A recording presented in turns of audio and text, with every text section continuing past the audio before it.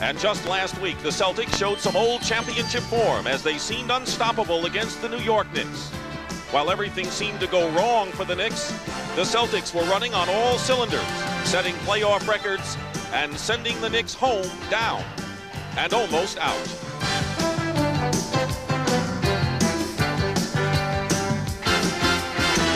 As the series shifted to another Garden and New York facing elimination, the Knicks looked to their offensive machine to save them. The franchise, Patrick Ewing, exploded for 77 points in 2 games. And a once confident Celtic team saw their commanding lead slip away as the Knicks tied the series, showing some Garden magic of their own.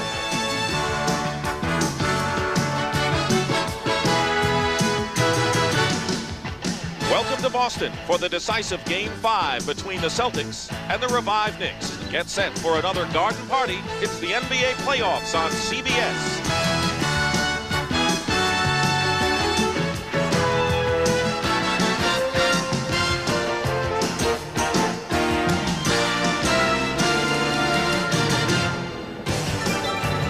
Boston Garden is packed and the fans are ready for the 5th and deciding game of this first round Eastern Conference battle between the New York Knicks and the Boston Celtics. The winner today will meet the Detroit Pistons, who are waiting in the wings in one conference semifinal, while the 76ers and Bulls will begin their best of 7 tomorrow night. And good afternoon again, everyone. I'm Dick Stockton. A week ago, no one ever dreamed that we would be here for a 5th game, not after the Celtics humiliated the Knicks in game number 2, but the Knicks came back, as you know, and the 2 facts that will not go away are the fact that the New York Knicks have not won in Boston Garden for 26 straight games, and furthermore, only 2 teams in history have ever come back from a 2-0 deficit. Very big obstacles indeed. But the Knicks are confident because they won those 2 games at Madison Square Garden, and Hubie Brown explains what the keys were behind New York's success to even the series. The first key has been the Boston turnovers. 21 in Game 3, 26 in Game 4. Second, we have Boston ball pickup in feeding the post people. Try to pass in when you have a mismatch below the foul line. Here you'll see on the ball pickup, the passing lane is too long of an area.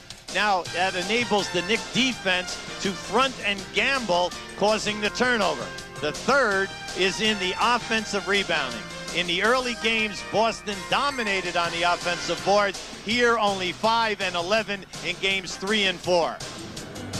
All right, Hubie, that's the story of the Knicks' 2 wins. What's the key in today's 5th game? I think Robert Parrish must step up and somewhat neutralize Patrick Ewing. In games 3 and 4, Ewing 38 points and 16 rebounds. He's the guy that's making them bullish. Now, Oakley and Ewing, can they stay out of foul trouble today? Big drop-off if the Knicks go to their bench.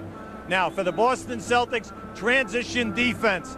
They cannot allow Newman, Wilkins, and Cheeks to get the 2-on-1, 3-on-2 situations. All right, Hubie. Well, since Larry Bird came to Boston, the Celtics have lost a deciding game only 1 time. We'll see what happens today. Sit back and enjoy Game 5, the NBA on CBS. CBS Sports coverage of the 1990 NBA playoffs is sponsored by today's Chevrolet, who invite you to see why nobody's winning like the heartbeat of America. B.F. Goodrich TA Tires, the athletic shoes for your car. And by Miller Lights, Tour de Light, the race to win America's favorite light beer.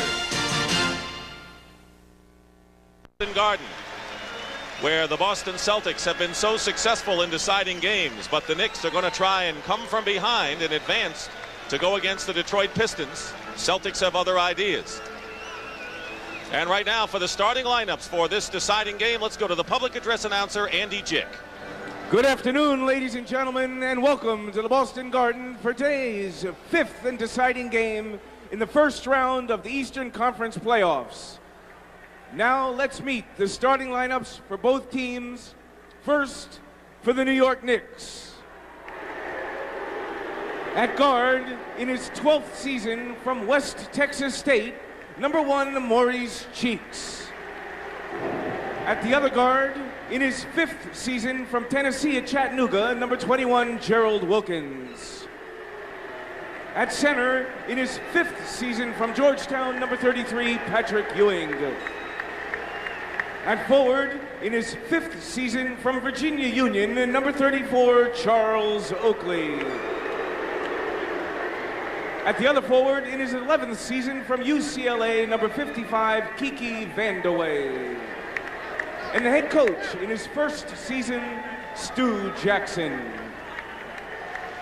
And now, for the Boston Celtics.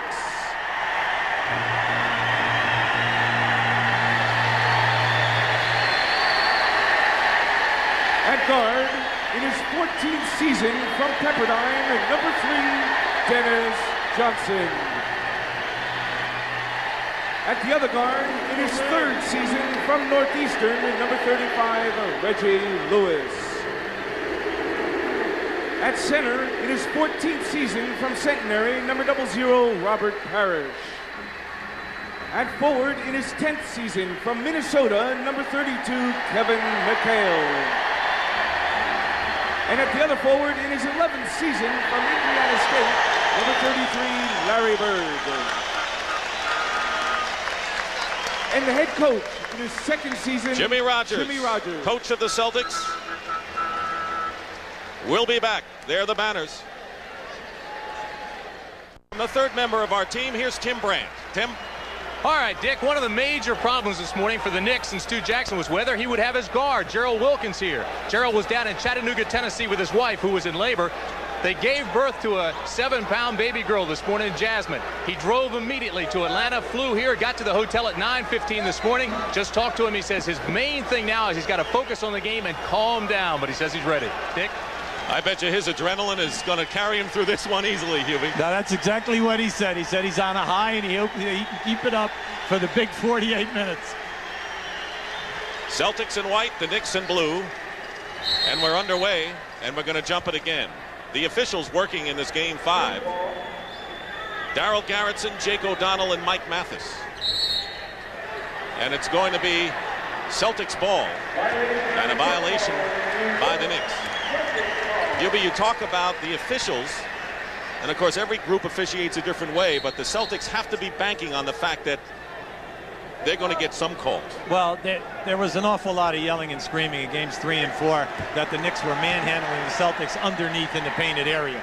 Well, each game has its own personality because of the 3 guys who are calling it. So the first 5 to 6 minutes are going to tell a big story here today. Well, you talked about turnovers. 26 of them in the last game, and Boston does it right off the bat here. Well, the Knicks have really been given a lot of different looks in games 3 and 4. Baseline picks for Patrick. Ewing, who scored 10 early points, misses the first shot of the game. Celtics doubled him, but doubled him late that time. Well, let's see if they go into their power game. McHale, Parrish. Bird. And the rebound by Oakley gets hit. And we say that only because it's an indication that the officials may be letting them play. Double on Parrish, leaving Dennis Johnson open. The Celtics will try to find him today. Well, we all know for years and years and years, everyone says we're going to double off at Dennis Johnson. His guy will be the designated double teamer, which is Mo Cheeks. We're going to see that again today. And then what happens in game 7? Dennis Johnson usually answers the bell. Every time, almost. Quick double with Lewis helping out on Ewing, and Gerald Wilkins hits the jump shot. Well, if I'm Stu at the other end with the Knicks, I'm happy because Ewing is attacking. He is not playing passively once he catches the basketball. See, they're trying to get him in deep today. Up here in games 1 and 2, they felt that Patrick was getting the ball too far off the lane. They post up Dennis Johnson against Mo Cheeks, and Robert Parrish way off the mark. And Reggie Lewis crashes the boards for the Celtics. He was a key man late in the regular season when the Knicks played up here, and he could be a key man again. Well, he's the guy who, without any passes and any set plays, can honestly get you 25 to 30 because of his style of play. McHale is on Vandeweghe, and Vandeweghe hits. Don't forget Kiki Vandeweghe and Johnny Newman will just about split the time at small forward because of Newman's effectiveness against Boston. Well, Stu Jackson said that he's waiting for Vandeweghe to have a hot game from the outside.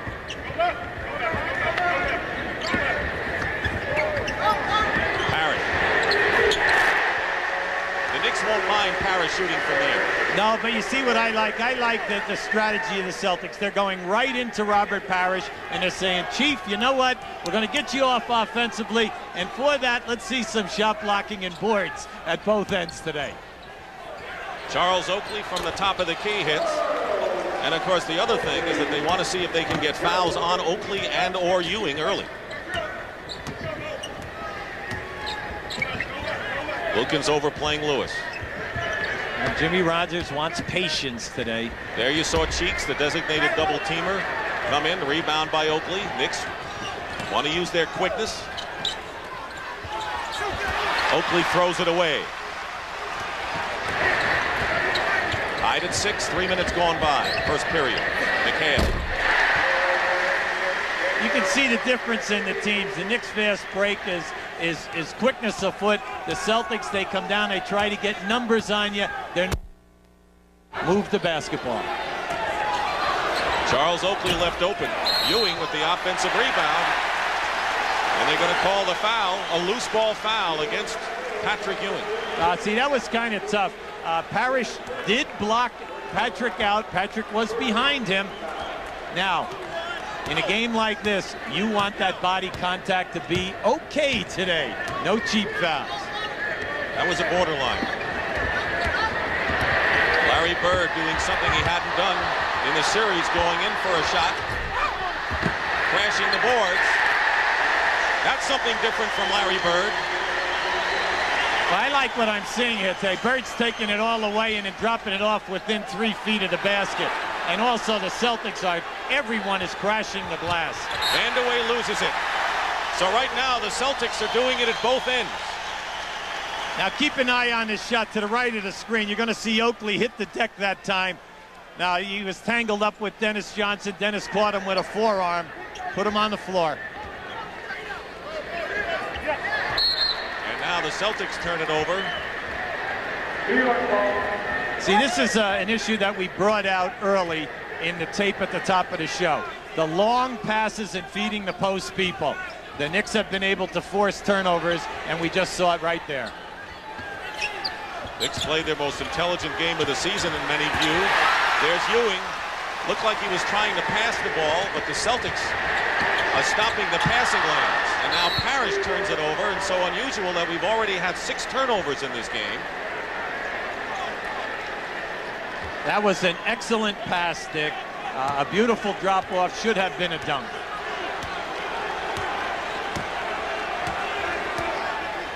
Ewing posting up. Cheeks finds him inside. Double team with the guard Lewis. Vandeweghe. Rebound by Reggie Lewis. So that's how the Celtics are double teaming Ewing at the early start. Well, they're getting to Patrick quick today. Good pass from Parrish to Lewis. Rebound by Wilkins. Cheeks is down court. There's your advantage. And there's Wilkins, one of the better open court players in this game. Anytime that the Knicks get a rebound and kick it out, the fast break is there. 3-on-2, 4-on-2. And the break and the pressure in the backcourt are all meant to wear down the Celtics in the fourth quarter. Yes. But Bird is having a field day driving the lane so far. Well, you know, and it's out of character in this series because he's taking it all the way down. Wilkins with a jumper, and Gerald Wilkins with 6 points. Celtics by 2, nearly halfway through this opening period. Dick Stockton with Hubie Brown and Tim Brand here at Boston Garden. Another great feed. Dennis Johnson to Larry Bird. When you play Bird on the baseline, you cannot turn your head and lose sight of the basketball. And that's exactly what happened there. Ewing calling for the ball at the post. There's Lewis with the double. If you double, the open man has to hit the shot, otherwise you're in trouble. Dennis Johnson drives in, blocked by Ewing. And it's still Boston's ball. Outstanding effort by Patrick Ewing. He came from the other side of the lane and came across. Now watch down on the baseline. You'll see Vandeweghe lose sight of the basketball. A beautiful catch and a great pass, threading the needle. Each team was embarrassed once in this series, and including the Knicks' 27-point victory in Game 4 with Ewing's playoff record performance. Right now, here's Tim Brand.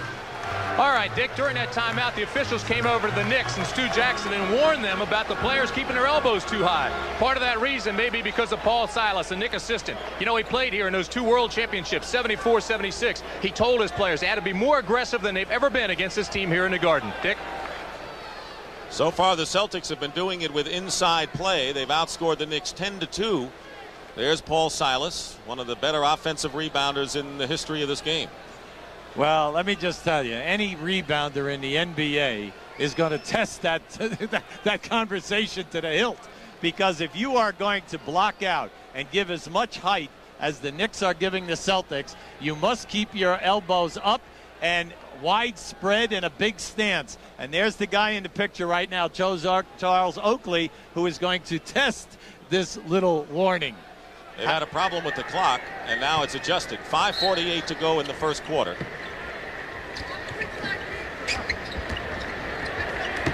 Bird goes right around Ewing. Larry Bird told us yesterday that he was going to be more offensive-minded. There's a foul as well, and he certainly has come out this way, but not with the outside shooting as you usually find. See, what I like about his game today, you'll see he just crosses over and takes Ewing. No rotation by the Knicks. Too late that time. Now, what do you like about Bird's game today? Well, as you look at the season, you know, Larry Bird only averaged 4+ foul shot attempts during the course of the year. That is unnatural for him. He's usually up around 8 attempts per game. And it's nice to see him attacking because more things will develop for the Celtics. Misses the free throw. He had hit 46 in a row in deciding games. Johnny Newman is checked into the Knick lineup, replacing Kiki Vandeweghe, who couldn't handle Larry Bird. Newman has had explosive games here at Boston Garden. Gerald Wilkins. Cheeks is left open. Success today for the Knicks. Gerald Wilkins and Newman beating their men off the dribble, taking it all the way, or pitching back to the open man. Newman scored 24 points in Game 4 victory. Dennis Johnson.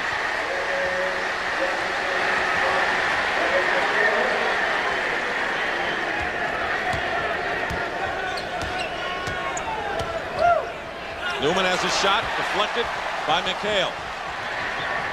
Giving up a lot of height. Larry Bird hits the three. He's cooking. And a timeout called by the Knicks.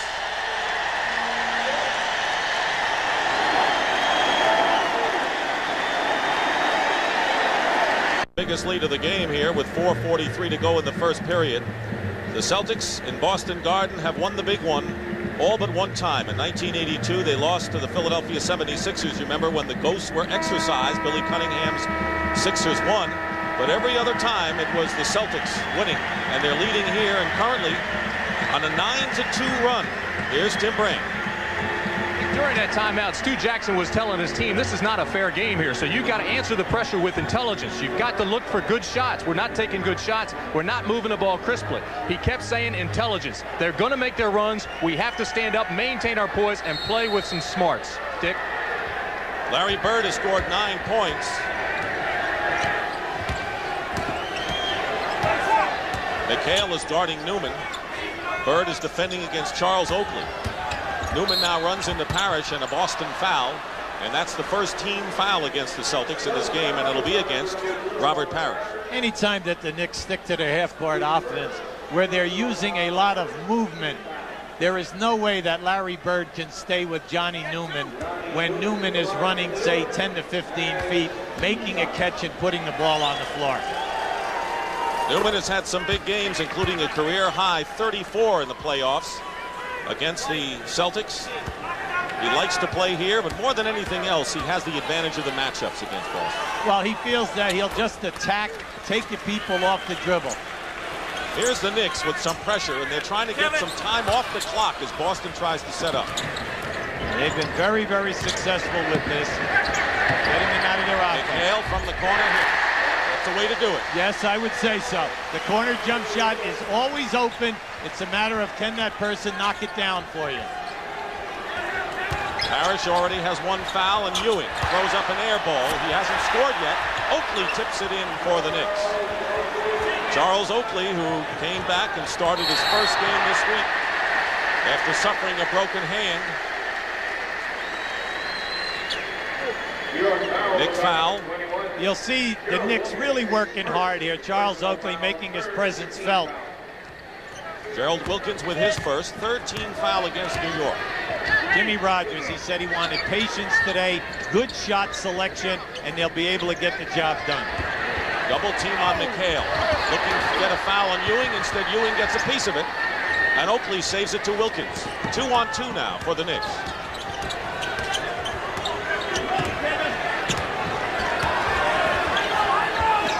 Then they go into Ewing against Harris. Back inside. And Ewing, this is the layup. He's still scoreless. What a great pass by Charles Oakley.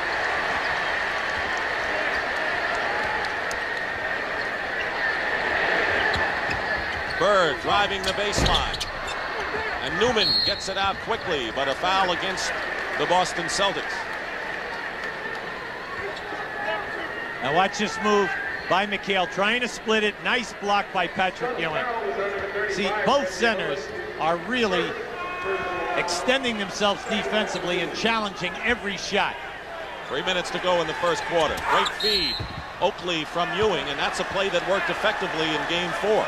Well, anytime that Oakley passes the ball in to Patrick Ewing, the man playing him, whether it's McHale or whether it is Larry Bird, they are immediately turning their back and going down for the double team. Oakley is cutting to the basket, and he's getting that return pass. That should be a major part of their offense today. Jim Paxson will come in replacing Reggie Lewis, who has picked up his second personal foul. And Oakley is on the line already with 6 rebounds. He discarded the cast on his left hand the other day and has made a big difference for the Knicks since he moved into the starting lineup in Game 3.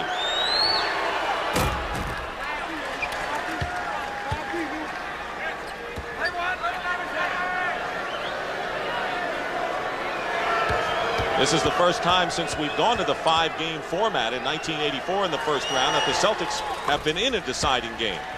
Right now they lead at 23-18, under 3 minutes to go in the first. Paxson guarded by Wilkins. Working against Cheeks is Dennis Johnson. Here's Cheeks pushing it up for New York. Going around Paxson, looking for the foul. Not there. Good defense by Paxson. Well, Cheeks was definitely muscled on that shot. You know, he looked quizzically at Mike Matheson wanted the shots. Bird is fouled. And it's on Charles Oakley, his second personal. Would you say in the early going, as we take a look at this, that the officials are letting him play? They are definitely letting him play. Here's a good move by Bird. A bad foul by Charles Oakley. You do not want to pick up any cheap things. You were beaten off the dribble. Don't reach in and complicate the situation. Oakley goes out of the game with his second foul, and Kenny Walker, who's playing with a bruised sternum, has checked in. Walker hit the big shot in the waning moments of Game 3. Not known for his scoring. He's in there for rebounding and defense.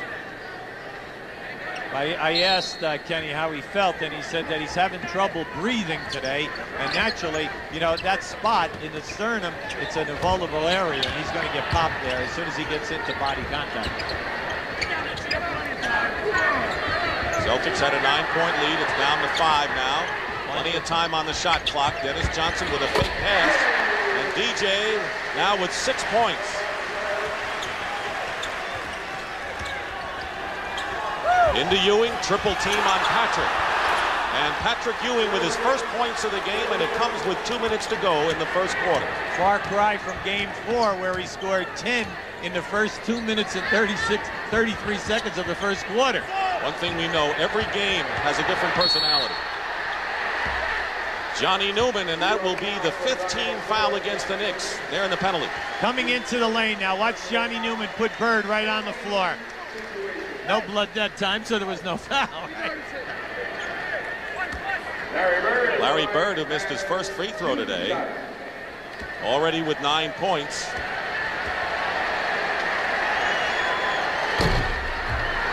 In the early going, Dick, the thing that I like, if I'm a Boston Celtic coach, is that the guys are seeing the mismatches, getting the people the basketball where they can take advantage of it, and then they do have the patience, and they are getting a high percentage shot.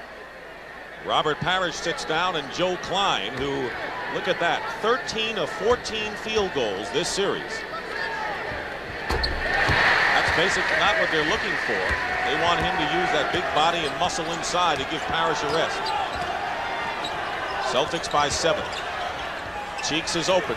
Johnson runs at him, and Mo hits it again, and it's a 5-point game again. See, Gerald Wilkins told me before the game he feels that he can make something happen if they have nothing, and he has done it twice already. Beat his man off the dribble, kick the ball out to Cheeks. Line with Walker in, and they'll call the foul on Kenny Walker.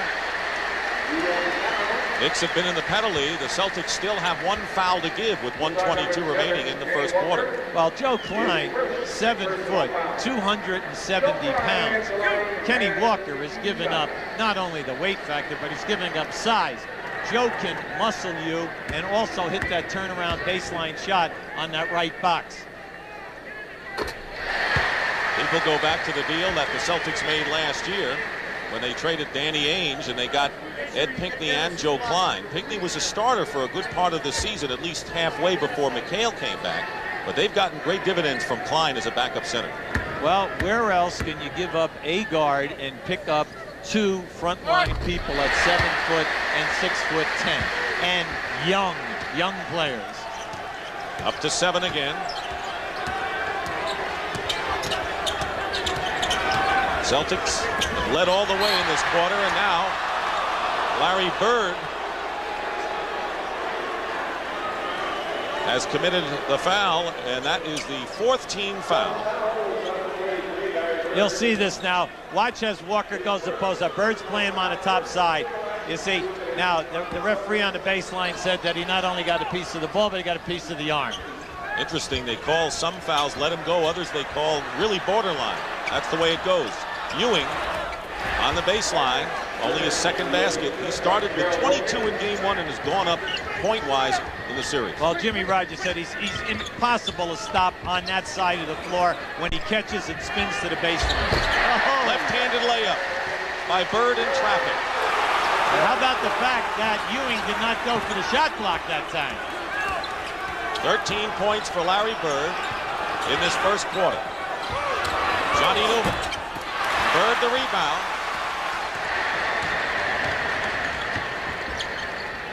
Celtics looking to match their biggest lead. And there's Joe Klein, blocked by Ewing. Knicks on a fast break. 3rd block by Patrick. This is a 3-on-2, and Wilkins travels. They had the 3-on-2. When you get that advantage, you should always get a layup. You do not want a jump shot in a situation, and the second thing that you definitely do not want is a turnover. You want at least an opportunity to score. John Bagley will give Dennis Johnson a rest. Big hand for Johnson, who goes out with 6 points, to no one's surprise with a good first quarter.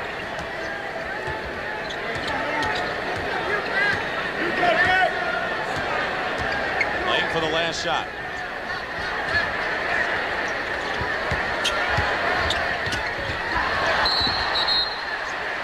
Foul with 1.7 seconds to go. A loose ball foul, and it's against Johnny Newman, his 2nd. Keep an eye on Larry Bird and watch how he splits the double team here. See, that was beautiful. See, that's what I meant. Gerald Wilkins on Larry Bird. He's giving him at least 5 inches, 4 to 5, and that's what you must enjoy about the Boston Celtics offensive presence today. They are seeing all the mismatches, and they're delivering the key pass. Ed Pinckney, the other man in the trade, along with Klein for Danny Ainge, and Larry Bird gets a hand as he gets a rest here. A good move by Jimmy Rogers, because the Celtics have had their way with the Knicks here in the first quarter. And Bird has had a big one indeed, McHale. 13 points, 4 rebounds, 2 assists, but going to the hoop in a way in which he did not in the 2 games at Madison Square Garden.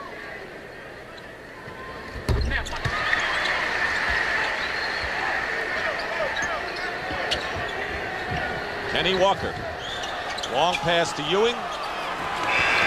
And it would have counted had it gone, but it doesn't, and that's the end of the first period. here at Boston Garden. Larry Bird leads the way, and the Celtics lead the Knicks 32-24.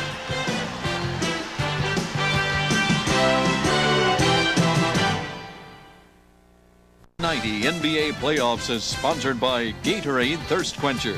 Gatorade is thirsty for that deep down body thirst.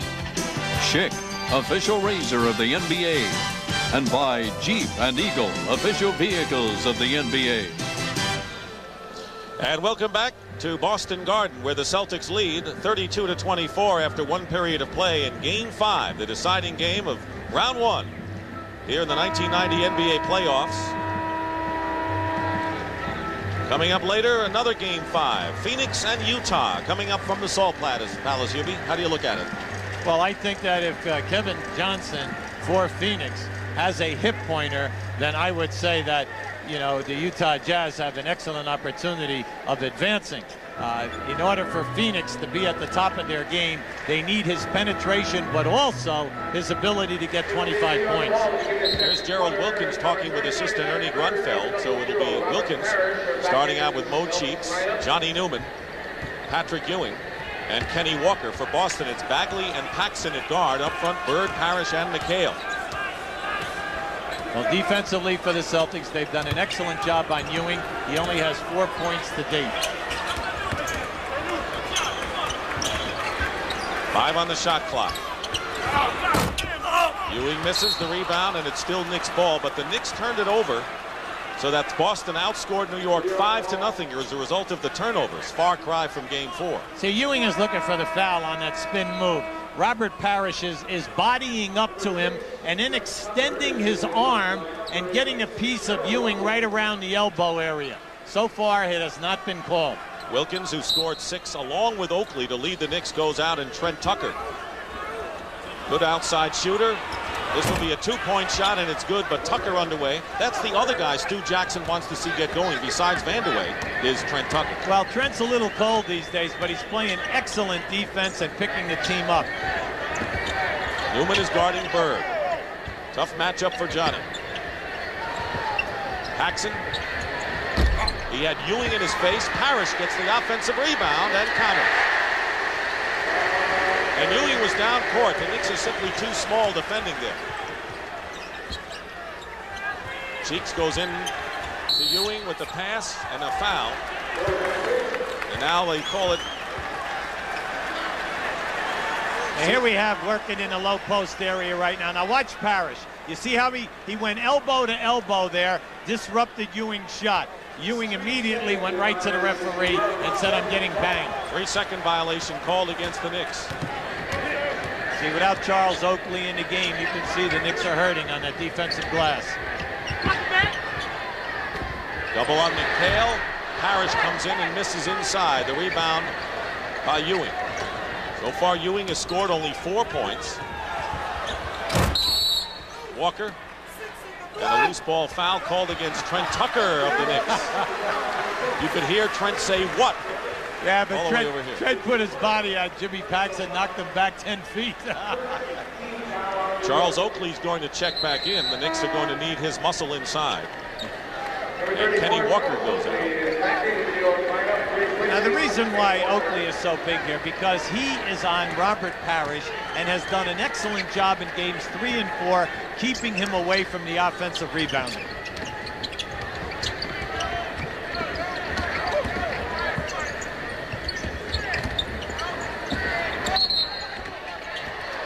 And traveling call against McHale as the designated double-teamer Cheeks came in to help Patrick Ewing. There's the turnover story. It's even so far. But offensive rebounding in Game 3 and the turnover advantage. 3 minutes to see if they continue to run Bird in that curl situation, because they can get whatever they want. They can get him on the penetration off the dribble. They can get him for that little baby jump shot. And then after that, they might even get him on some fades to the corner. 26 straight games at Boston Garden. Celtics have beaten the New York Knicks, trying to become only the 3rd team in history to come back from a 2-0 deficit in a best-of-5 series. 7 on the clock. There's a good feed. Newman tipped up and in by Charles Oakley, who else? What a move by Oakley. Newman was inside of him and thought that he was going to get that offensive rebound. 21 points for Oakley, playing his best game of the series.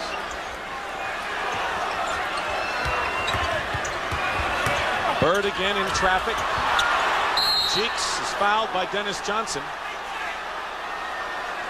Let's see what the call is on that. Right now, let's go to Tim Brandt. Foul is on DJ. Tim? All right, Dick, quick observation. That last time out, it was all business and strategy in Boston's time and Boston's huddle. But here with New York, it was more emotional, more of a pep talk to the young players. He was telling his players here in New York, this is your moment. You're 9 minutes from Detroit. Tim, you know that's an emotional team the Knicks are. They're younger. Celtics have been down this road so many times before. An illegal defense called against the Celtics, and that'll be a technical foul. That's the second one today. Now watch as Newman takes this shot. Here comes Oakley up over the top of Newman. Excellent effort. Jimmy Rogers, who was looking for patience offensively today and has gotten it in spurts. The zone call that time. Kevin McHale is asking Darryl Garrettson over here on the side, where was I supposed to be, or what didn't I do? Darryl had great patience and explained it. Now, when you think about it, it's only the second call all day, and they're double and triple teaming. Then they're rather lucky. Yeah. Newman made the free throw. 4-point lead. Oakley drives in, and it's 97-91, and the biggest lead right now for the Knicks with 8:13 to play. See, we said anytime Oakley throws in and cuts, he's wide open. Foul away from the ball against New York. And 5 for Newman. Now watch as Oakley puts this ball in here and he cuts. He catches Bird, and there he goes strong to the basket. Johnny Newman, though, has picked up his 5th personal foul.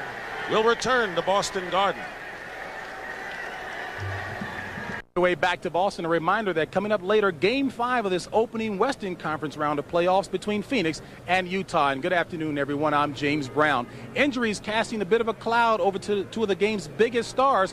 Karl Malone of the Utah Jazz suffering from a deep groin pull. We'll find out how much his activity is limited around the basket. For Phoenix, their spiritual and floor leader, Kevin Johnson, suffering from a painful hip pointer. They will start. We'll find out how effective they are coming up in just a little bit.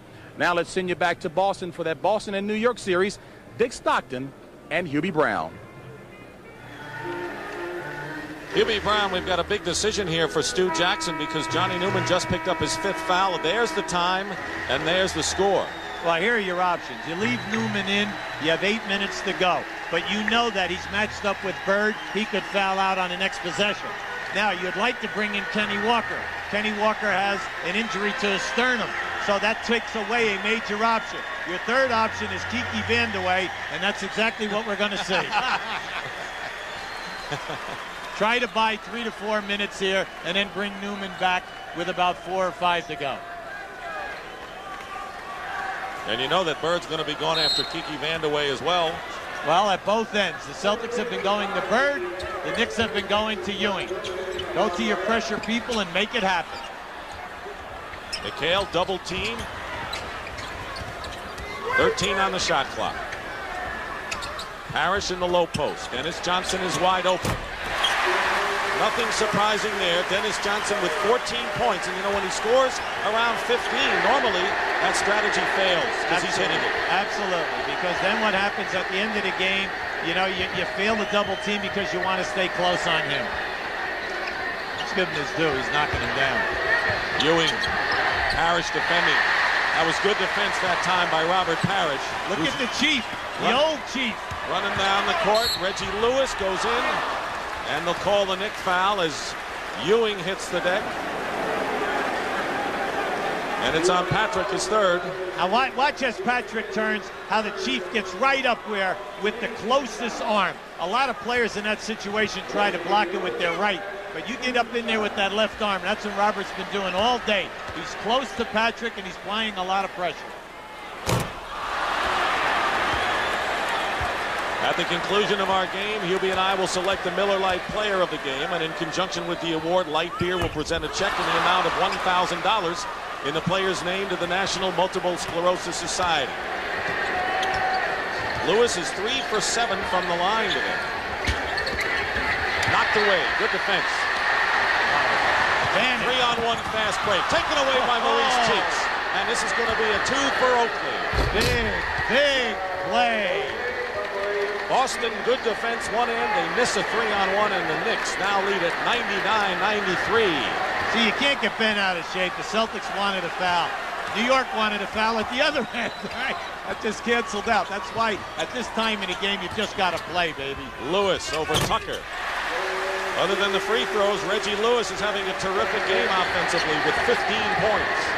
So uncharacteristic of the Celtics. They break the league record, 83+% on the foul line. And today, it's been their Achilles heel. Bird even missed one. There's a turnover, knocked away. Celtics.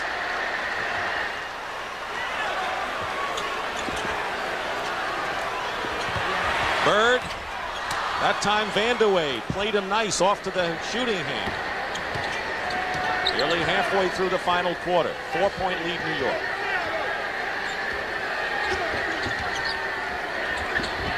Won't let Tucker get off the 3. Plenty of time here. Just take your time. Tucker fires. Misses the 3. Long rebound. Parrish. The Celtics aren't exactly walking it up. Well, you know, it's interesting. Kevin McHale has not really been included in the offense in this half. Down low, like right here. Let's make things happen. Dennis Johnson. Hey, if the Celtics win this game, Dennis Johnson's got to be right near the top for being responsible. Timeout. New York. And the lead is cut to 2. But you know, when your designated double teamer is Mo Cheeks, Dennis is open. Now watch this from the rear. There, they just knocked that ball away. Tucker, and then presence of mind, look down the floor, get the easy dunk. Now this is the performance of Dennis Johnson in Game 7s at Boston Garden. You wonder why anyone ever says, let Dennis Johnson beat you, because invariably he does. Well, you know, everyone looks at his shooting percentage over the year. He shot 43% for them. We know for a starting guard, that's not a high percentage. But he has that ability to rise under pressure. You can't stay in this league 14 years and do what he has done as a point guard at Seattle, in Phoenix, and in here, and get the respect of your peers unless you contribute big at pressure time. He has hit 6 of his last 9. Johnny Newman, though, back in the game for the Knicks. Stu Jackson can't wait anymore. Newman playing with 5 personal fouls and still 5:20 remaining. But the Knicks lead has been cut to 2. Was 6. Double team McHale and Parrish on Ewing, and Johnny Newman gets free again. Just go back over the game today. How many layups? Oakley, Newman, any cutter that goes through, they're wide open. But let's give Patrick credit for delivering the pass. 5 minutes left. A Knick foul on Trent Tucker. That is the 4th team foul against the Knicks. One more there in the penalty. See, now watch as McHale comes. We call this big man, big man. That opens up either Oakley or the slice man. That time the slice man, Reggie Lewis. There you go Lewis and double him in a hurry. Parrish. Lewis found him despite the double team. 101-99. The Celtics, by the way, have 3 fouls to give. That could be a factor down the stretch. The thing with the Knicks, you want to keep your movement. Ewing. And it's a 4-point affair again, and Patrick Ewing has 28 points. So it looked like his offense was going to be less than it had been, but 28 points, that's what he scored in game 2. First time today, the jump hook in the lane. First time. Bird beating Newman to the baseline. Misses the shot. He misses the jam, and now the Knicks leading by 4. Cheeks. It's the Knicks a 6-point lead. When was the last time you saw Bird miss one of those? Yeah, well, from now to the wire, Larry's got Newman on him in foul trouble. They go in there any time. Newman knows he cannot foul him unless he wants to leave this contest. Loose ball. Lewis. Tell you, Reggie Lewis is having a terrific game. So both Boston starting guards. 17 for Lewis, 16 for Dennis Johnson.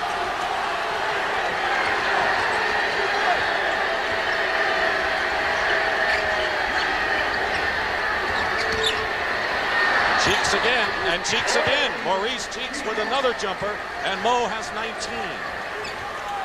What's Stu say? He gives you IQ on the floor. He doesn't talk much. All he does is demonstrate to everyone else. 8 out of 10 from the field for Cheeks. Dennis Johnson passes up the shot with 10 seconds on the clock. Bird. Rebound by Charles Oakley. 14 for Oakley. See, Mo Cheeks is yelling, go, go. He's trying to put, but the two big guys who are working, Ewing and Oakley, are really tired. Newman for 3. A big one. Johnny Newman with a 3-point basket, and the Celtics trail now by 9, and a timeout called by Jimmy Rogers with 2:51 remaining. Excellent ball movement, and then we're seeing some people not afraid to take the long downtown shot. It has come up big in every big game at Boston Garden in his 11-year career. But this was an unfortunate one right here for the Celtics. Well, this is a great quick move. As he comes up on the opposite side, he misses the dunk. Now, we know that that's a part of what's going on, but their transition defense in the last 3 minutes is really killing them. The Knicks are getting the odd number. Right now, Tim Brand. Timmy? Dick, one of the big concerns in the New York huddle that time was Patrick Ewing. He sat in this chair, and as he sat down, it just gave way. He fell and almost got hurt. He banged his head on the floor, but he's back up and everything's all right. Now, Stu Jackson's just given his team a lot of reminders. Remind them to run to the ball, hold it, and get it back. Right now to you, Dick. There's the timeout story. Boston with 2. The Knicks have 2 plus a 20. The lead is 9 with 2:51 to play.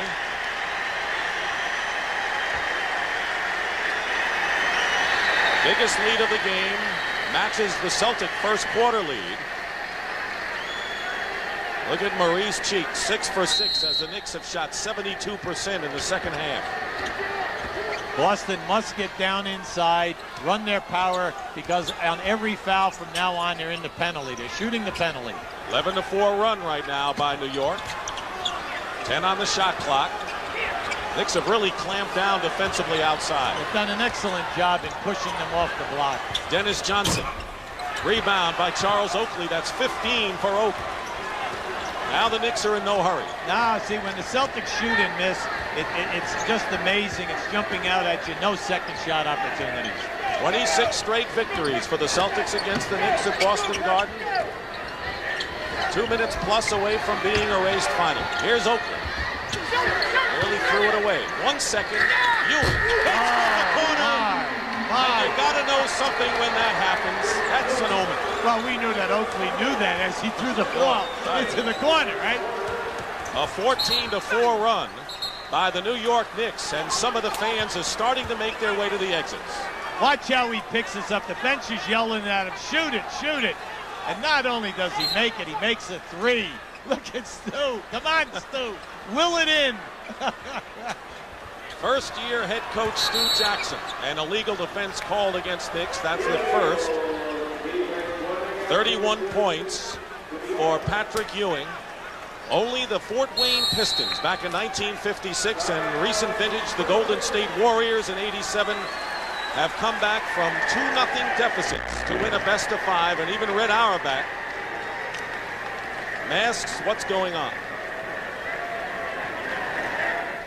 Lead is 12 for the Knicks with 1:45 remaining in the fourth period. Coming up next, the Suns and the Jazz for their Game 5 in the West. And a lot of the fans are making their way to the exits as the Knicks, who are a minute and 45 away from a tremendous triumph in a series, coming from behind against the Celtics. And you know, Hubie, when the Knicks didn't get down after that 9-point deficit in the first quarter and came back, I think they grew up in a lot of ways in that sense. Well, I think the key was how strong Patrick Ewing came out in the third quarter, and then how it was picked up in the latter part of the third quarter by Mo Cheeks.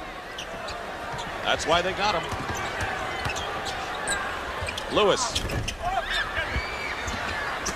Robert Parrish. 22 points for Robert Parrish. The lead is 10. Just about a minute and a half to go.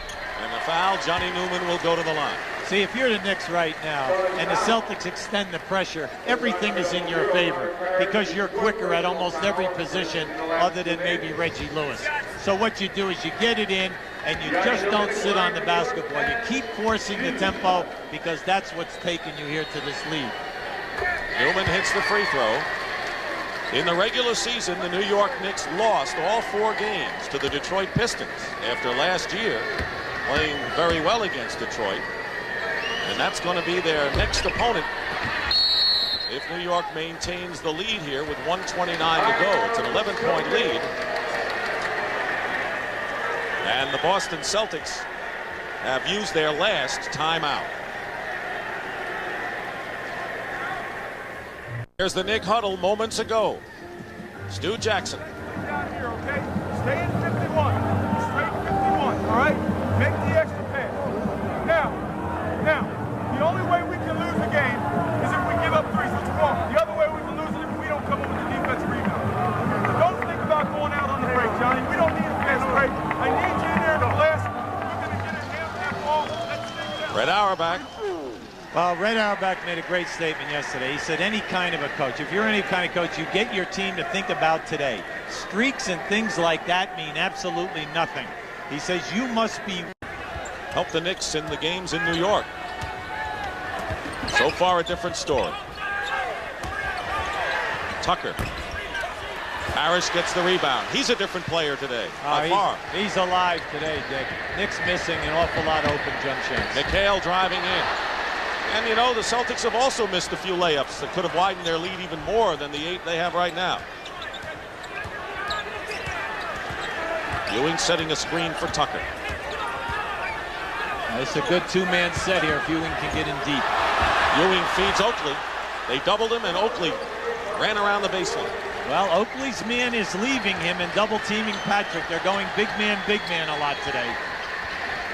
You know, the Celtics' assist total is pretty high, and that's a good sign because it shows the ball movement that Jimmy Rogers is looking for.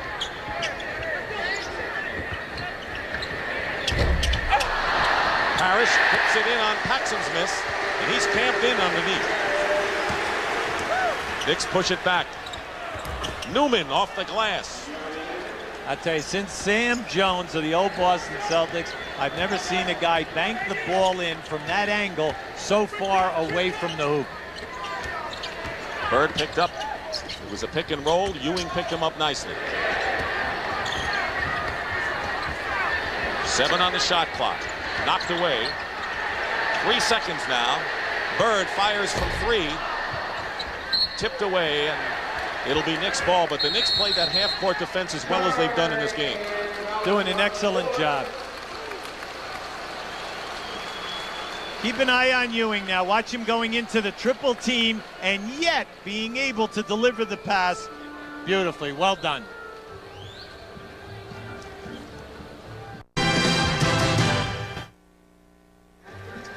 Well, Larry Bird, who was injured last year, says he's feeling a lot better these days. I think that I feel better now than I did. I thought I was going to feel. I thought I was going to have a lot more problems this year, so I'm excited about being able to do the things that I did this year, because when I came back from surgery all the way up to training camp, I still had a lot of pain. And once we got started and going 2-a-days, I thought, hey, I don't know if I'm going to be able to make it through a season or not. But all of a sudden, they started feeling really good. Earlier in the season, I was trying to get it back too quick. I was forcing some things, but as I settled down, and as I started thinking about it over the All-Star break, I came back and shot the ball better, but I still have trouble making a move and having a lot of confidence in my shot. And the way I play the game is if my shot's going, everything else comes real easy. Well, he has shot 5 for 8 so far, and there you see the top active playoff scorer, Larry Bird. But yesterday he was nursing a jammed thumb on his shooting hand that was heavily wrapped after practice. Yeah, and we said to him, you know, what about the shooting, Larry? He said, look, I could shoot over 52% if I wouldn't take so many threes. I'm only shooting 33% from three-point land this year. Reggie Lewis in the backcourt. Joe Klein in also for the Celtics. Illegal defense called against Boston. That's the first one. So Klein and Parrish are in the lineup at the same time. I like that move because Right now, Boston has 7 offensive rebounds already in this game. When you look up, you see they only have a 6-point lead, so you know they want to continue this banging in here. McHale on the bench with 5. Ewing comes in again. Patrick Ewing got off to a slow start, but now he has scored 6 points. Has a bundle of blocked shots and becoming more of a factor. If the Knicks will just take care of their defensive rebounding and then push the ball, force the transition game, you know, they're going to be all right here today. There's a turnover, and the Knicks have it. Down by 4, can cut it to 2 with less than 8 minutes to go in the second quarter. And Johnny Newman, doing what he likes to do here at the Garden, makes it a 2-point game. Asked him yesterday, what do you try to do? He said, I love to go baseline. I love to attack the rim. And he said, I've been able to do it in the Boston series. Nearly another turnover. There are those long passes. Hubie, when can you tell whether the fatigue factor could be starting to play on Boston? No, not right now. The pace has been a Boston type of a pace, Dick. But I think if the Knicks will keep it up, it would happen in the last 6 to 7 minutes of the ball game.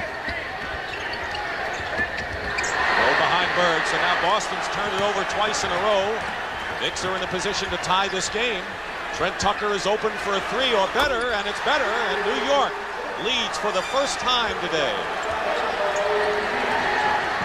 See, Trent has come in, hit a couple of long perimeter shots, playing good defense on Reggie Lewis. He's given him a shot in the arm. 9-0 run by the Knicks here to take their first lead. Larry Bird misses a 3, Ewing the rebound, and the Knicks have all of a sudden taken over center stage in this one.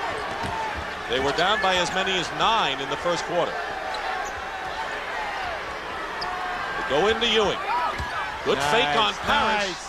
Rebound by Oakley, and he converts, and Jimmy Rogers has to call a timeout. That was the first time today, Dick, that we've seen Ewing not turn and throw that fadeaway jump shot. He's showing excellent moves.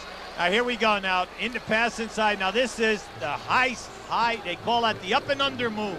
Get that defensive player up in the air, step underneath him, and make your strong move to the basket.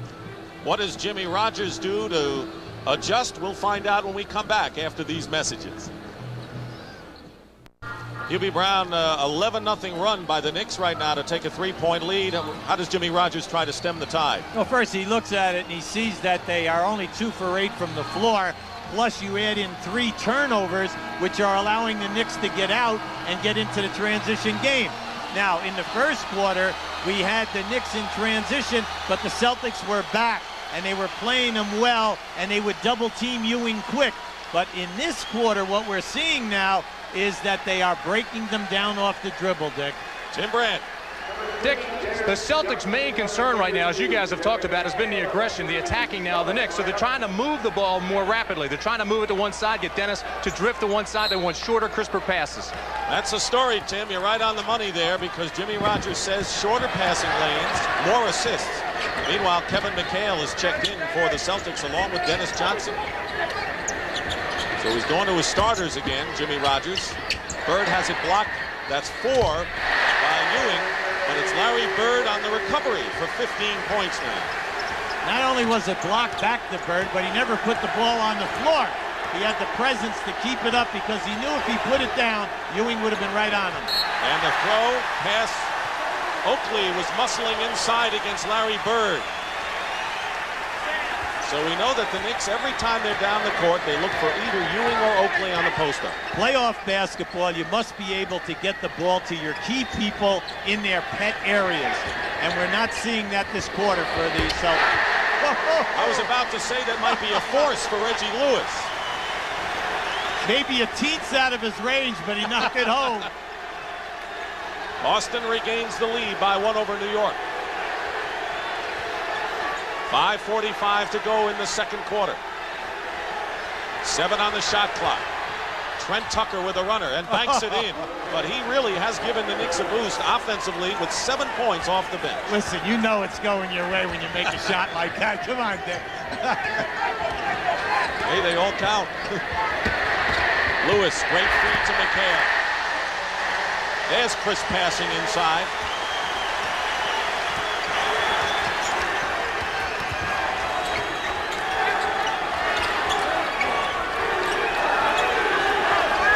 Tucker now low into Ewing. Oakley. They ran that 100 times, and now it's starting to work for them again. See, any time that Larry Bird is on Oakley, you know that as soon as Ewing makes the catch, Larry is leaving Oakley and going. And I like what Ewing is doing. He is picking out Oakley right away for the easy layup. Dennis Johnson with Parrish setting the screen. Oakley the rebound and a foul. A loose ball foul against the Celtics. Here we have now. Watch the penetration. Patrick steps up. Beautiful dish there by Reggie Lewis. Robert Parrish has chalked up his second personal foul. Team fouls of 1 and 1 here in the second quarter. Johnson on Cheeks. Again against Parrish is Ewing, who takes too many steps. A big hop there after he had already dribbled. See, that's a tough angle, I think. You pass the ball from the top of the circle to a guy who's to the left of the lane. When he makes his catch, you see, sure you can't double team him, but he's at your mercy because of the angle. Celtics maintain possession at the other end. Ewing has 6, and Charles Oakley with 12 points. Stu Jackson told us yesterday, he says, I'm as excited as the players here. I'm not going to be cool about it. I'm not cool. Well, I'll tell you what, to be in that stance that he was just in, he's unconscious a little bit. Larry Bird.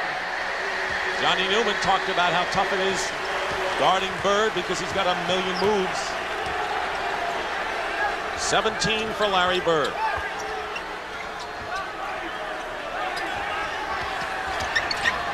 Game on a seesaw, back and forth.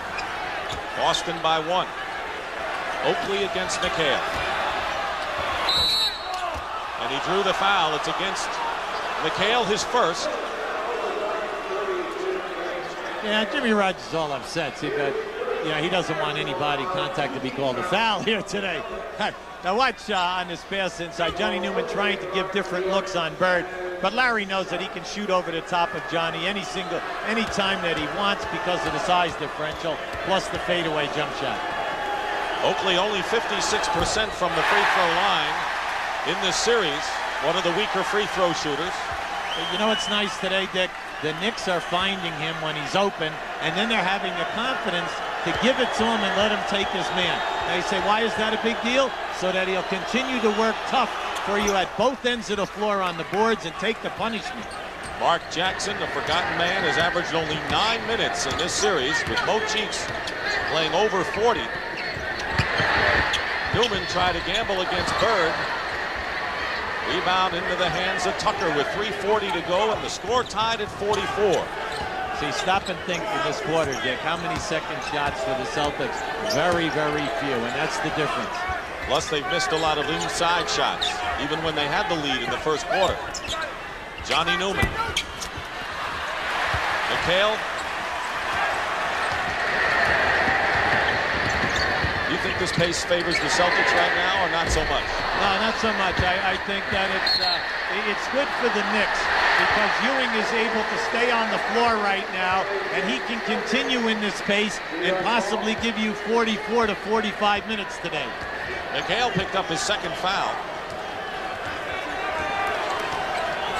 Here are the leading scorers. Oakley also the leading rebounder for the Knicks. Lewis coming down to double team on Ewing. Cheeks misses. And it's tipped in by Ewing, and it might have been Parrish. That one was up for grabs. I think Robert Parrish tipped it in for the Knicks inadvertently, and it gives New York the lead. Boston led by 9 in the first quarter. The Knicks came back on an 11-0 run to take a 3-point lead here in the second.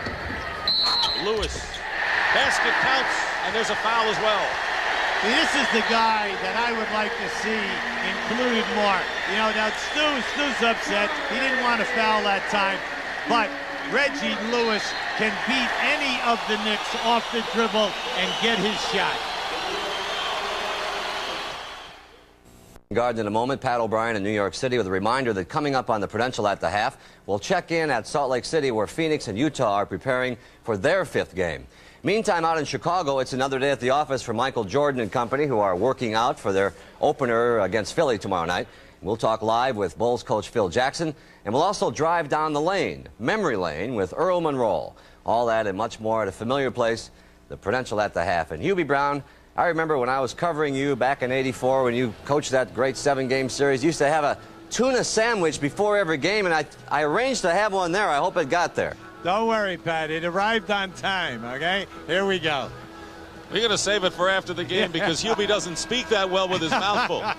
Patrick Ewing was criticized this week after the 2-0 lead by Boston. First time since he's come to New York, really, because maybe his lack of effort to get into position. Look how he answered them.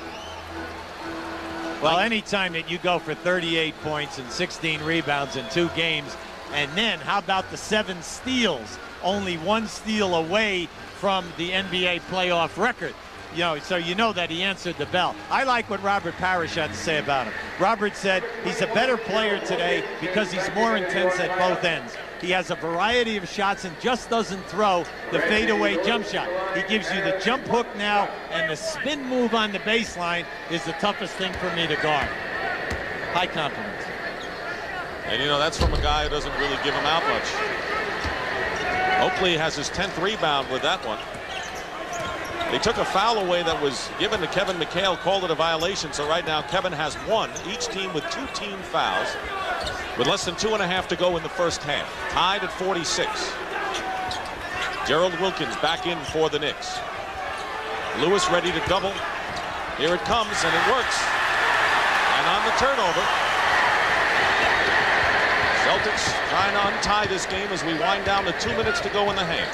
Celtics have had all kind of fast break opportunities, but they are not delivering 2-on-1 or 3-on-1. Parrish gets the pass at a good spot and beats the smaller Knicks inside.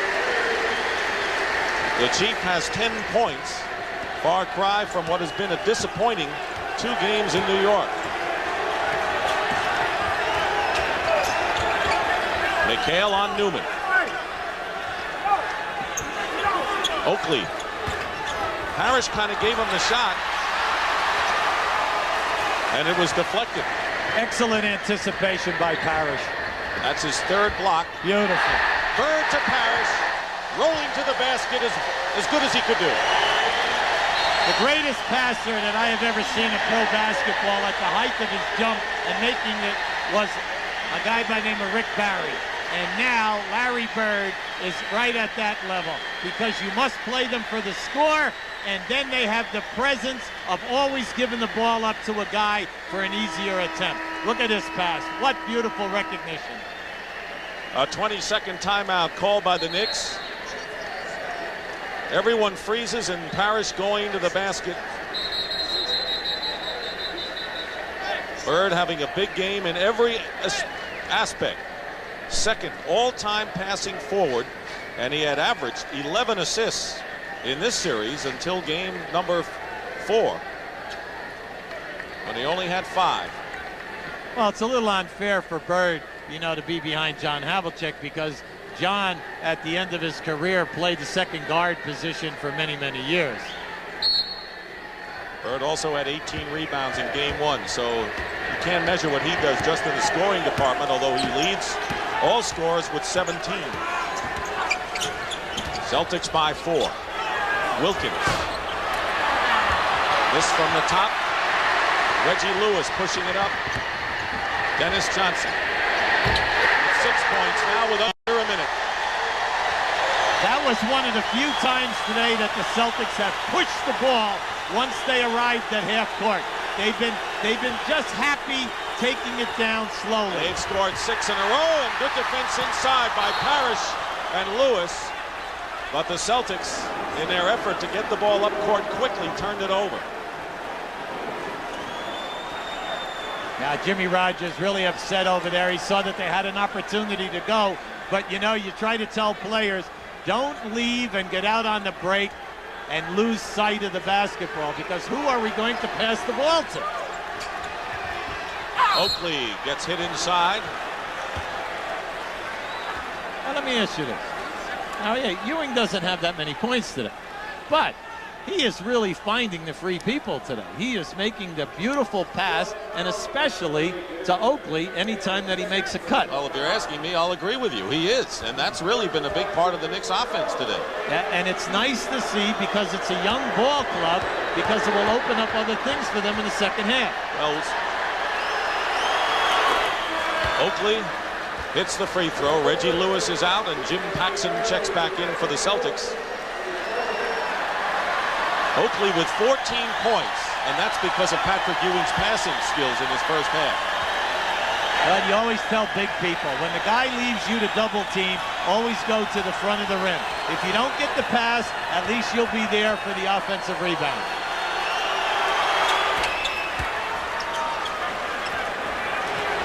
(52-48).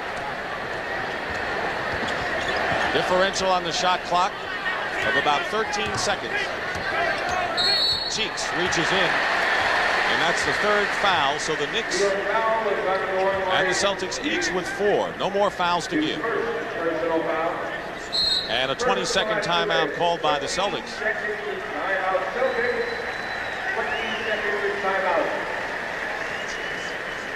Western semifinal underway yesterday. Portland Trailblazers, who are without Kevin Duckworth. Buck Williams returned to action, and against San Antonio, Portland won the game.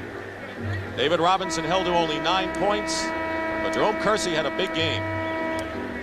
And another guy who filled in there was Drexler with a high 20s and also 9 rebounds. Series continues Tuesday in Portland before they shift to San Antonio. Spurs won their division, but the Trailblazers won 59 games, and a lot of people may not realize that's as many as the Detroit Pistons won this year. You know what was nice also, Dick, was yesterday that Buck Williams played major minutes, even though he had the eye injury, and he still came up with 17 points and 6 boards. What a difference he's made up there. 15 on the shot clock. McHale. Lead is 6.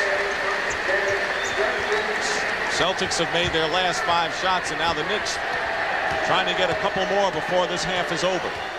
5 seconds. Johnny Newman runs into McHale. Ewing scores with 0.6 of a second to go to cut the lead to 4, and that's the way it'll be. And so Charles Oakley has a big second period with 9 points. That's the end of the first half. With the score, the Celtics 54 and the Knicks 50. Pat O'Brien and Bill Raftery will be along with the Prudential at the half after this message.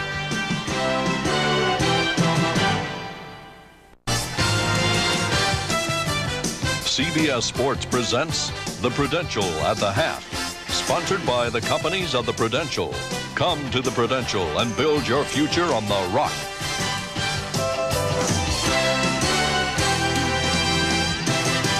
And our score at the half, New York and Boston, the Celtics lead by 4. And hi again, everybody. I'm Pat O'Brien along with Bill Raftery, and welcome once again to the Prudential at the half. And Bill, Larry Bird was not kidding when he said he was going to get more involved offensively. Well, he's really done some amazing things, I think, in his penetration right now. He's got the ability to bounce and beat people, and it really creates havoc for the interior defense of the Knicks. Here he blows by Patrick Ewing and the ability to switch hands and, of course, the kiss. Great adjustment on the shot there at the end. What are the issues for the Knicks in the second half? I honestly think that Patrick's being doubled a lot more than he was in the first game. I think they have to go to him. He's got to recognize the double, kick it back out, and reset. 1, they might get an illegal D, but 2, you can't double him again. He's got the quick move. Anyway, you look at a heck of a game. Coming up later today, we have another decisive 5th game for you.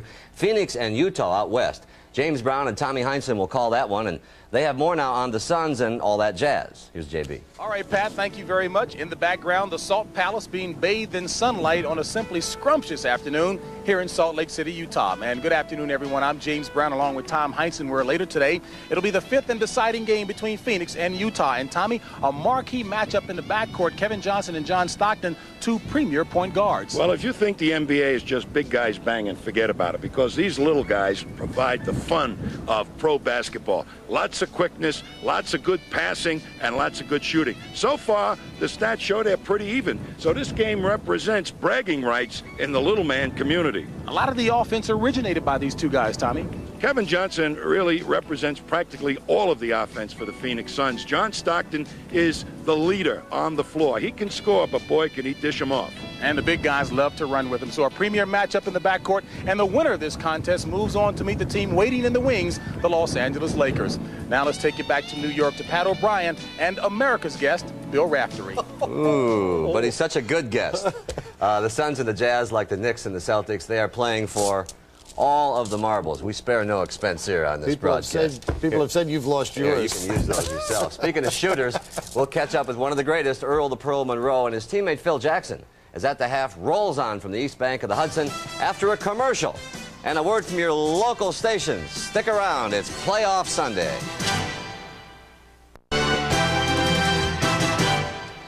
The 1989-1990 season ends for one of these teams this afternoon. And right now, Boston leads New York 54-50. And welcome back to the Prudential At the Half here in our New York studios. Yesterday on CBS, you saw the 76ers win their Game 5. Now, tomorrow night, they open their Eastern Conference semifinal against the Chicago Bulls. And it should be an extremely physical series, according to one expert source, Ricky Mahorn. Right now, I'm savoring this first round. You know, we got to go in Chicago and play Monday night. It's going to be a war, and we just have to go in there with our shield and our armor gear and just go in there and play. And joining us live from Deerfield, Illinois, where the Bulls are winding up a practice session, is Chicago coach Phil Jackson. Phil, those are fighting words from Rick Mahorn. How are you going to control thump and bump and Barkley in that crowd? Can do it. We don't have the strength or the size to control them, Pat. We're just going to have to play a game in which we keep our poise, maintain our physical awareness on the floor, play hard, play a physical game, but don't get caught up in the theatrics the 76ers like teams to get caught up in. Last week we saw Michael Jordan take that horrible fall in that game. How's he doing? How is his hip? He's doing okay. You know, I can't believe how fast he recovers from injuries. Not only that, he's rolled both his ankles in the last game against Milwaukee, but he's recovered. He's back practicing as hard as ever today. Phil, I know you've worked extremely hard on your half-court offense. Why is it so hard to trap the Chicago Bulls? Well, Bill, we come out of a sequence or an offensive set in which we don't have a programmed or a rated type thing where we say, okay, they're going to throw the ball now to Michael Jordan, now everybody can run over and double team him. We're trying to disguise what we're going to do out of that and come out of there without a format so people don't have that prorated or that program kind of an offense so that they can do that. Hopefully we'll keep it disguised this way against the 76ers. They've done a good job against us on their home court this year. We've done a good job against them on our home court. Hopefully we can maintain the home court advantage. Coach, we know where your allegiances lie now with the Chicago Bulls, but you still kind of root for the Knicks here when you see them play? Well, it's always a great battle. I love to see the Knicks-Celtic battle. It's a game in which you know, anything can go up, and you know, I can remember going up there and winning the 7th game of a series in 1973, and the Knicks are there facing a real hard one today. Coach, thanks for joining us. Good luck with your series against 76ers. All right, Pat. All right, right now we're going to touch base with one of his old Knick teammates, Earl Monroe. 1 week from this Tuesday, he'll be inducted into the Hall of Fame, and when it comes to providing entertainment, he hasn't lost a step. He burst upon the NBA in 1967 as Rookie of the Year with the Baltimore Bullets. Then he brought his unique knack to the Knicks. New York is home now, and here he harbors his current ambitions, climbing the ladder in the music world as a proud proprietor of Pretty Pearl Records. Monroe has been creating records in the studio for almost as long as he was shattering them on the court. And as a player, spent his off days visiting local DJs and scouting talent. This is my life, and it's a little different, you know, for me, because, you know, all my energies, you know, all day, you know, 24/7 is about the music and trying to get it right. Now he applies his patented spin moves in other ways, searching for moments of magic. Being in sports is entertainment, and this is just a natural step into another direction of entertainment. Everybody likes to sing, everybody likes to dance, and what we're bringing to them is something that they like to do. And certainly when I was playing, I was a dancer at that time. Still the Pearl. Time now for Dick and Hubie to get back to work. For Bill Raftery, I'm Pat O'Brien. Thank you for joining us on the Prudential at the Half. Enjoy the second half here on CBS.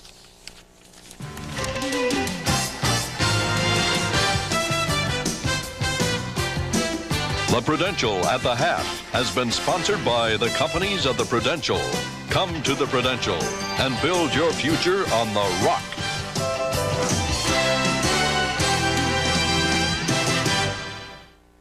CBS Sports coverage of the 1990 NBA playoffs is sponsored by Ford and your Ford dealer. Have you driven a Ford lately? The good time, great taste of McDonald's. And by the Goodyear Tire and Rubber Company. We're back at halftime in the deciding game of the best of 5. The winner will move on against Detroit. The loser's season is over, and the Boston Celtics lead it by 54-50. Their offensive rebounding paid off in the first quarter, but the Knicks came back because of good shooting, particularly from Trent Tucker, who scored 7 points coming off the bench. And a few moments ago, Hubie Brown talked with Stu Jackson of the New York Knicks and asked him his reaction after the first half of play. The main thing is we didn't think we necessarily played our best half of basketball, Hubie, and we're still in the ball game. The way that we're going to be successful against the Celtics, especially offensive, we have got to stay on the move against a team that today has decided to pressure us more than they have in the past. Well, best of luck, Steve. Thank you very much. All right, now on the other side of that, I just walked into the locker room with Jimmy Rogers and the Celtics, and their main concern and the obvious factor that they're going to look for here early is Oakley. They have not given him the attention that they want. They want to get on him more. They're going to pressure for him. They're going to look for him everywhere he goes. That's been their main concern. He says that's what they've got to stop, obviously. Back to you guys. All right, Tim, the shooting, Boston had the edge, and the front line, McHale, Bird, and Parrish shot 57% in the first half. They're doing their jobs. Robert Parrish coming alive. Offensive rebounding, a big plus for Boston in the first quarter in particular. Comparing the two centers. Now Ewing, maybe not that impressive as far as his shooting and rebounding, but he has passed, and we've talked about that, and that really has brightened up the New York offense as you look at the leading scorers, Hubie. Well, it's definitely helped Charles Oakley, mainly because Oakley has at least 5 layup attempts. The thing that I find interesting in the first half, the referees have decided to allow these two centers, Parrish and Ewing, to play. Now, why do I say that? Ewing had 14 shot attempts, Parrish 9. Neither center has taken a foul shot. That is a big statement. Boy, that really is. Foul trouble, nobody in the game has 3. Larry Bird with 17 points. Kiki Vandeweghe, who only played 6 minutes because it's Johnny Newman's court, really, when these two teams match up. But Kiki Vandeweghe will start the second half, along with Oakley and Ewing, and in the backcourt it's Wilkins and Maurice Cheeks. Knicks were down by 8 after the first quarter, cut the margin in half. See if Ewing gets more in the offense here in the second. Quick double team, tough pass inside. 6 on the shot clock.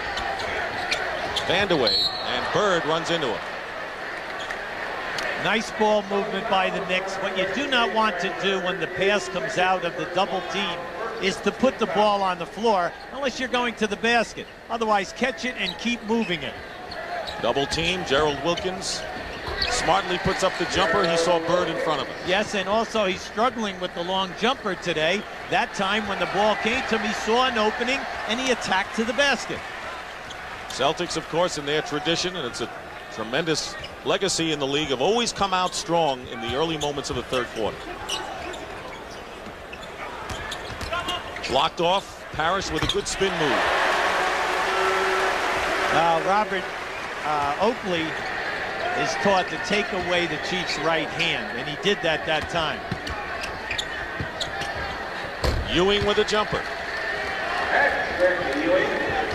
See, what I like if I'm Stu Jackson, you're in this game and Ewing was 5 for 14 before he just hit that shot. You got to feel that the horse is going to get hot in the second half.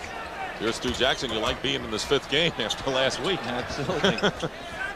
Parrish double team with Ewing and Oakley. Tipped away, and a good play by Wilkins. His quickness. Now here come the Knicks. Getting back is Lewis. Great pass inside to Kiki Vandeweghe and Gerald Wilkins at both ends. Well, Gerald feels, he told me, that he can put it down. And he honestly feels that, especially in the open floor, that he can create and get the shot or make the pass. Should come to every game at 6 in the morning. Yes. Huh? Larry Bird misses his first shot of the second half, and there's Wilkins again. Knicks trying to make the older Celtics run up court defensively. And a pushing foul from behind. If it's on Parrish, it'll be his 3rd. And it is. Now watch Gerald make his move, and then he spots Vandeweghe. Nice look, nice catch, and then presence of mind to switch sides of the floor to lay it up. 3 fouls now on Robert Parrish, the first player to pick up 3. Ewing has it slapped away by Dennis Johnson. Plenty of time. Gerald Wilkins with a jumper. Boy, he's come out strong here. He has 10 points, but doing it defensively as well. Well, think about it. Tucker and Gerald Wilkins at that 2-guard spot. Major production today. Parrish pushed from behind, and he'll shoot 2. See, bad foul by Oakley because he had both hands in his lower back and just pushed them off. Well, the referees are going to see that. We all know that if you put the forearm in the back, you get the same result, and very seldom is it called a foul. Well, he didn't get called for that one. Ewing did. Oh! So we'll just erase that on the tape. You'll be in make-believe you never said it, but Ewing picks up his second. That's an oops. That's an oops. I tell you, that was such an obvious, it was like a flagrant push by Oakley. Well, you saw that the officials didn't. 2 free throws by Parrish. The Knicks have not missed yet here in the third quarter. They're perfect 4 for 4 from the field. Vandeweghe with a good screen from Ewing. Now Boston. High score at 58, so that 4-point lead evaporated in a hurry. Hey, Patrick Ewing just fanned out and picked up Larry Bird. McHale over Vandeweghe. Vandeweghe has a tough assignment of either guarding a Bird or a McHale and struggling with both men. Parrish with 3 fouls. Ewing. Great play by Ewing. Going the opposite way. See, he's very active this half, Dick. He's taking it on either side of the lane, and they're looking for him not only out of the set offense, but in the transition game. Remember, the Celtics have beaten the Knicks 26 straight times here at the Boston Garden. Knicks coming back from a 2-0 deficit in the series as Vandeweghe commits his first personal foul.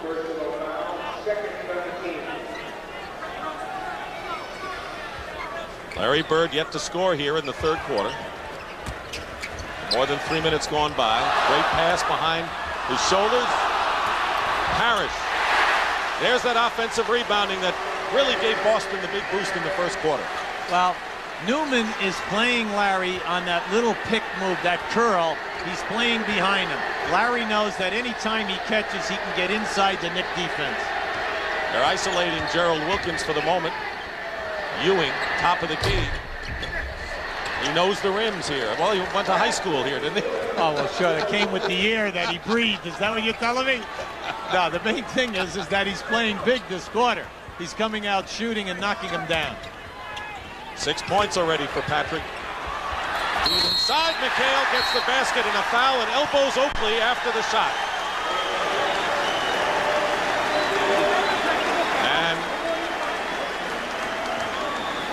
There's a technical foul, I believe. Let's keep an eye on this now. Here's McHale, Reggie. I think. Now there's your nice move. There it is, hard foul, and then actually the bump off. Yeah, he's just sending Oakley a message. He's going to tell him, look, hard foul. I'm gonna give you a little bump in return. But the referee interpreted that as a swinging elbow. The foul is on Oakley in any event. That's his third. So Oakley and Parrish each with 3 fouls. But McHale is on the line, so technical foul is called against McHale for the elbow. He makes the free throw for the 3-point play to give Boston the 3-point lead, and now the Knicks will shoot. Well, naturally the referees did not want to allow this game to get away from them. And that was the first time that we've seen a flagrant elbow go out and make contact today. And they were right on top of it. Excellent call. Cheeks getting the explanation from Mike Mathis.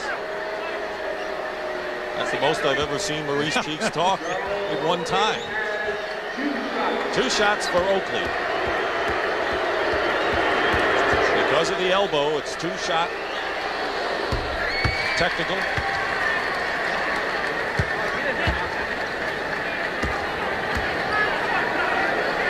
Having a terrific game here, and he, ever since he moved into the starting lineup, has made a big difference. See, if you hit anyone with a flagrant elbow above the shoulders, what's going to happen to you is you're out of the game. But if you have the contact below, they'll call the foul. McHale with a 3-point basket. He kind of got to like that this year, didn't he? Yes, and also I think he's saying, you know what? I think maybe the little play before had something to do with him taking a 3. Hale scored 9 points in the first half, already has 8 here in the third quarter. Ewing comes back with a jumper, and he remains active, and it's 68-66 Boston. Well, what we're seeing in the third quarter are that the Celtics cannot get to him for the successful double team. He's hit all 4 of his shots here in the third. Bird cutting across the lane. Vanderway did everything he could do there. Well, see, anytime that Larry comes off that curl, Vanderway and Newman continue to follow him. Once he makes his catch, you're at his mercy. Knicks, meanwhile, have missed only 1 shot here in the third quarter, and we have just under 7 minutes to go. Bird causes a turnover. Dennis Johnson. Reggie Lewis with the quickness. Basket good. And a foul.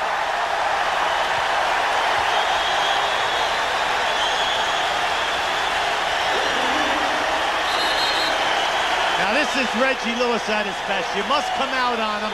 Now watch how he scoops the shot. See, he's excellent with the English off of the glass. Foul is on Gerald Wilkins. Timeout. Now watch Larry Bird read this pick. As Bird comes off, he comes shoulder to shoulder with the pick man. Now right there, you'll see that Vanderway is picked. Now once he makes the catch, he looks, he could go down the lane, but look what we have here. We have 3 Knicks. So he says, little ball fake. Now I come back and I make my move. Naturally, everyone can make this shot, all right, off the glass. Now, at the other end, watch a player coming off a pick incorrectly. Now, as Vanderway comes off of this, you see right there, he allowed the defensive man to come in between the pick and cause a turnover.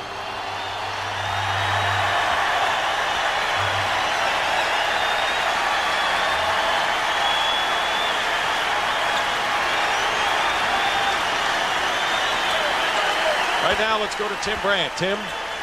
All right, Dick, in that last huddle, Stu Jackson was telling his team that they've responded to every little break. Every time they've fallen behind, they've come back. What he wants them to do here is they want to flash Patrick outside and bring him back down inside. Defensively, be more aggressive, pack it inside. But most of all, he continues to reiterate to maintain their poise and play aggressively. Not a bad thing. Reggie Lewis with the 3-point play. And a 7 straight run here by the Boston Celtics with 6:35 to go. Oakley gets it into Ewing. He's been a giant offensively here in the third quarter, and Ewing now with 20 points, 10 already here in this quarter. Well, anytime he's on the move, Dick, they cannot get to him quick enough to double team him. He's doing an excellent job.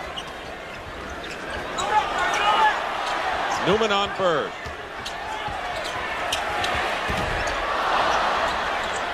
And the Knicks now nearly halfway third quarter, trailing 73-68. Going around, Johnson, his cheeks, drags him down. They're old Warriors, huh? The old Boston, Philadelphia days. They've gone head-to-head in a few games that have had some meaning in the Eastern Conference. Each team now with 14 fouls, so the next one will be a penalty on both sides. When you have a young ball club like the Knicks do, and what you try to get them to do right now is to stay within what we're trying to run and don't launch any surprise shots, because when you do that, we cannot get on the offensive board. Harris goes out having scored 6 points here in the third, and second to Bird with 18. McHale couldn't control. Well, Patrick read the triple team that time, Dick, but I think he tried to make too fine a pass that time. Look at the defense going on here with Joe Klein, who just entered the game.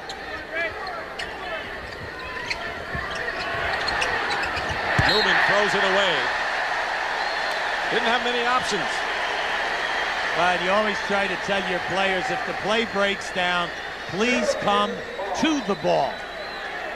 Red Auerbach, who now is second to Pat Riley for the most playoff victories by a coach. Turnovers even, though, in this game, virtually. Lead is 5. McHale has already hit 1 3-point basket. That goes over the top. It's interesting what Tim Brandt found out earlier, and that is the fact that the Knicks have been able to come back from every kind of mini run, so to speak, that the Celtics have staged today. So far today. I'm kind of surprised that the Celtics have gone away from all those little curl moves, because the Knicks definitely could not stop them. Cheeks is fouled, and he'll go to the line. That is the 15th foul against Boston. And Dennis Johnson now picks up his second. So Maurice Cheeks, who has played a big role in the Knicks' comeback in this series, and don't forget in New York there had been that controversy over the trade that sent Rod Strickland to San Antonio. Yeah, but now when you see what the player is doing, right. They got him for his leadership, his confidence, his defense, his ability to play big under pressure. He's a 52% career field goal shooter, and he's right around that 80 mark on the foul line. Now all of a sudden everybody loves the move. You know, as long as the team wins. There's the pressure on the backcourt. Bird finds Lewis, double team.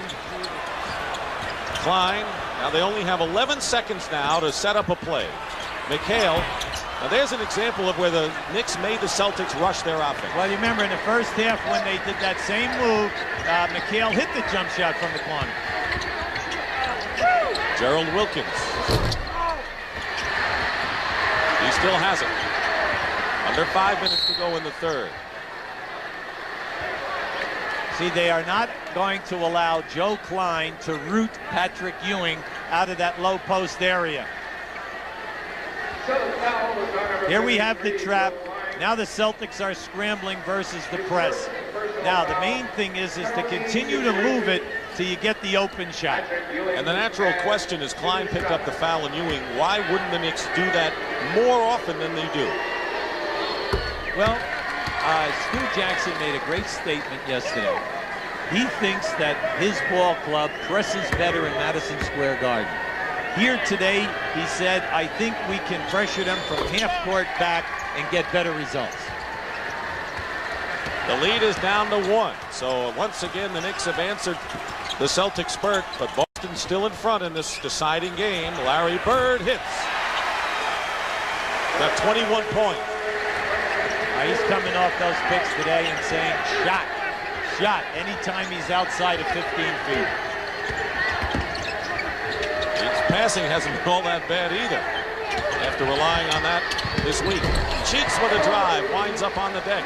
See, what I like about Mo this quarter, Dick, he is looking to penetrate any time that he's at the top of the circle coming off the dribble. 22nd is timeout. Now just watch how he drops that shoulder, goes down inside, takes the double bump, because he was fouled for both people that time on the release of that shot. You know, Maurice Cheeks was a member of that 76er team that won here at Boston Garden back in 1982, and the only deciding game that the Celtics have lost since Larry Bird joined the team. Most of the time, the Gremlins and the Parquet Banners do a number on the visiting club, but not that time. Well, Detroit's waiting for the winner of this game. Philly and Chicago get underway tomorrow, but in the West, Phoenix and Utah follow next on CBS. They'll play the Lakers in the series beginning Tuesday, and Portland leading San Antonio 1-0. It was a best-of-7 series now in the conference semifinals. Well, during the course of the year, Portland defeated San Antonio 3 out of 4 games. And then how about the Lakers? The Lakers were 2-2 with Utah, 3-1 with Phoenix. So that'll be interesting to see who comes out of there this evening. Lewis cutting in. Gerald Wilkins cut him off, and he'll be called for the foul. And so everyone's in the penalty right now. Third foul against Wilkins, and Lewis will shoot 2. I like the statement Larry Bird made about Reggie Lewis. He said he's the only guy in our ball club that can go one-on-one and beat everybody. And also, when he comes off the slices from the other side of the floor, invariably he has his man beaten. He has 10 points right now, does Reggie Lewis, who has scored over 20 points in 3 of the 4 games in this series. He's always the X factor. Well, he's such a quiet player, and you know they run no plays for the guy. So he must get him in the open floor on the opposite side of the flow and then on the offensive glass. Under 4 minutes to go in the third quarter, Boston by 3. Against Klein, Ewing posting up, Cheeks. And it's a 1-point game again. Maurice Cheeks now has scored 6 of his 10 points here in the third quarter. Mo Cheeks is such a disciplined player. He does nothing fancy and nothing unpredictable and nothing with a high degree of difficulty. Klein against Oakley, looking to get Oakley into another foul. Ewing helps. McHale. Misses the tip. Good opportunity for Boston. Goes by the board.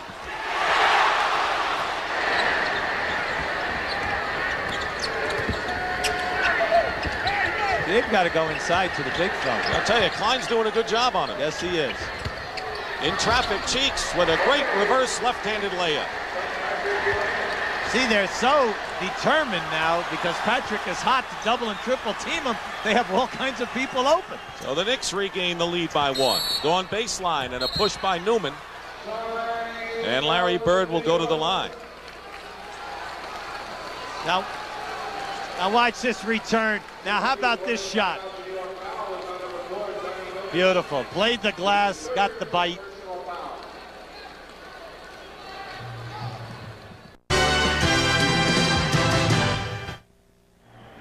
Back into Boston Garden. Year was 1984. They had a great year, but even then, in the playoffs, they came up short. A valiant effort by Bernard King, playing with splints on both hands, carried the Knicks to the dramatic 7th game. He averaged 29 points for the series, but it wasn't enough for Hubie Brown's team. Larry Bird was unstoppable, hitting a triple-double, and the Celtics, using the home court, the mystique of the Garden, went on to capture the Eastern Finals and eventually the championship from the Los Angeles Lakers. Hubie, of course, what was it like coming into that 7th game? You talk about it all the time, I know. Well, in 83 and 84, we were 9-9 with them, beating them here twice, but yet we could not get a win at home. I mean, on this floor. They beat us all 4 games by 10 or more points. Larry Bird elevated his game that day and could be one of the greatest games he's ever played. He had 39 points, 12 rebounds, 10 assists, did everything.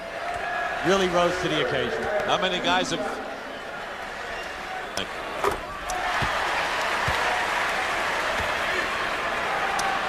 How many guys have gone to the 7th game with the Boston Celtics, whether it's home or away? Bird having a big game, 23 points now.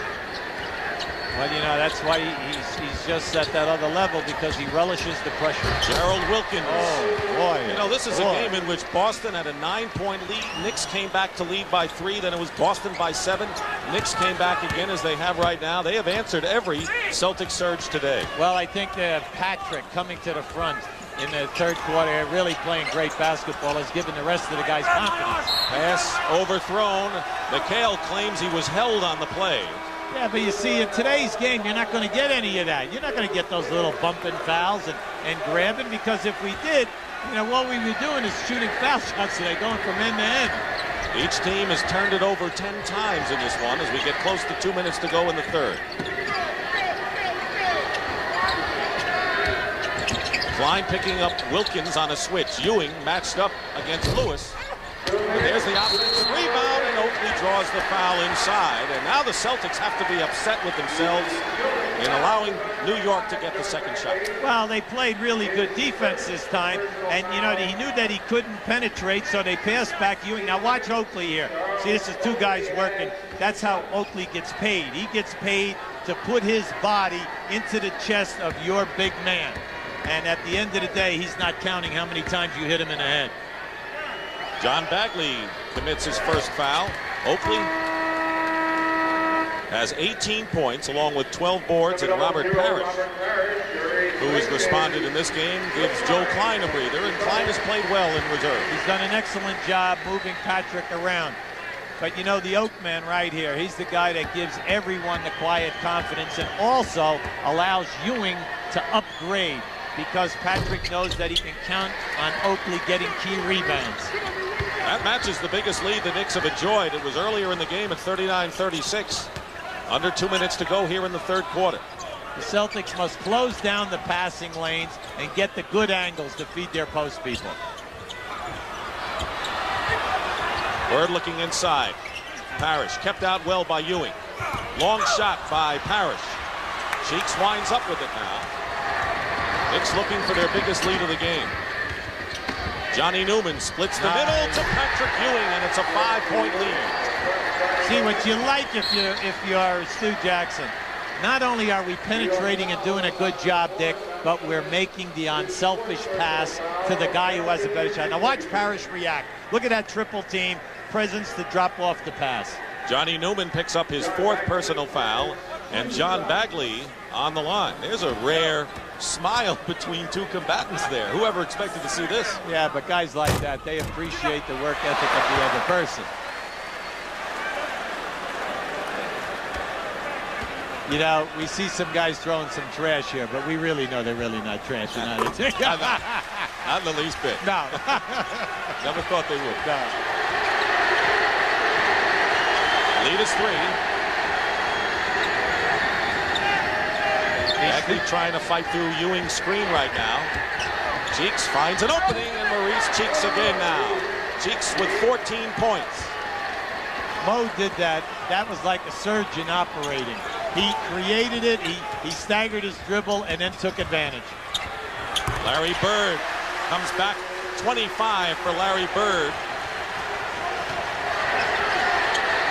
The Celtics, if they're going to get it done, they've got to play better defense off the dribble in this half-court attack by the Knicks. They're going to call Bagley for the push, and Cheeks will shoot 2. Watch Cheeks survey here. See, he gets bumped, see, but he takes a look. Then he steps through. But how about that? You split Bird at 6'9" and McHale at 6'11". Maurice Cheeks has scored 10 points here in the 3rd quarter. Patrick Ewing 14. They have been the big people offensively for New York.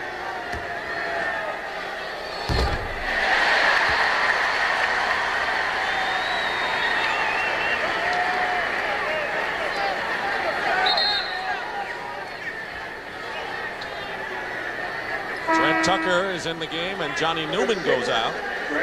Newman has scored 6 points and goes out with 4 fouls.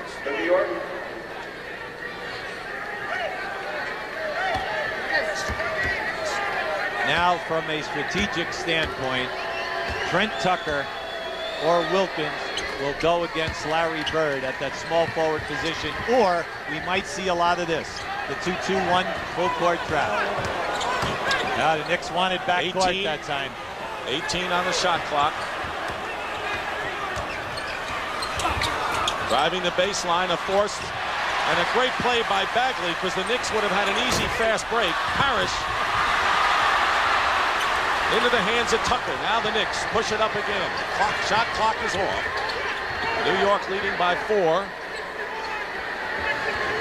We're going to hold for the last shot here. 10 seconds. Ewing setting up his pick high. Now they get 2 seconds. Wilkins way off the mark as the buzzer sounds, but the Knicks have the lead coming into the 4th quarter, and Patrick Ewing with 14 big points in the 3rd quarter. And that is the end of the 3rd period with the score. The Knicks 87, the Celtics 83, and we'll return to the Boston Garden after this message and a word from your local station.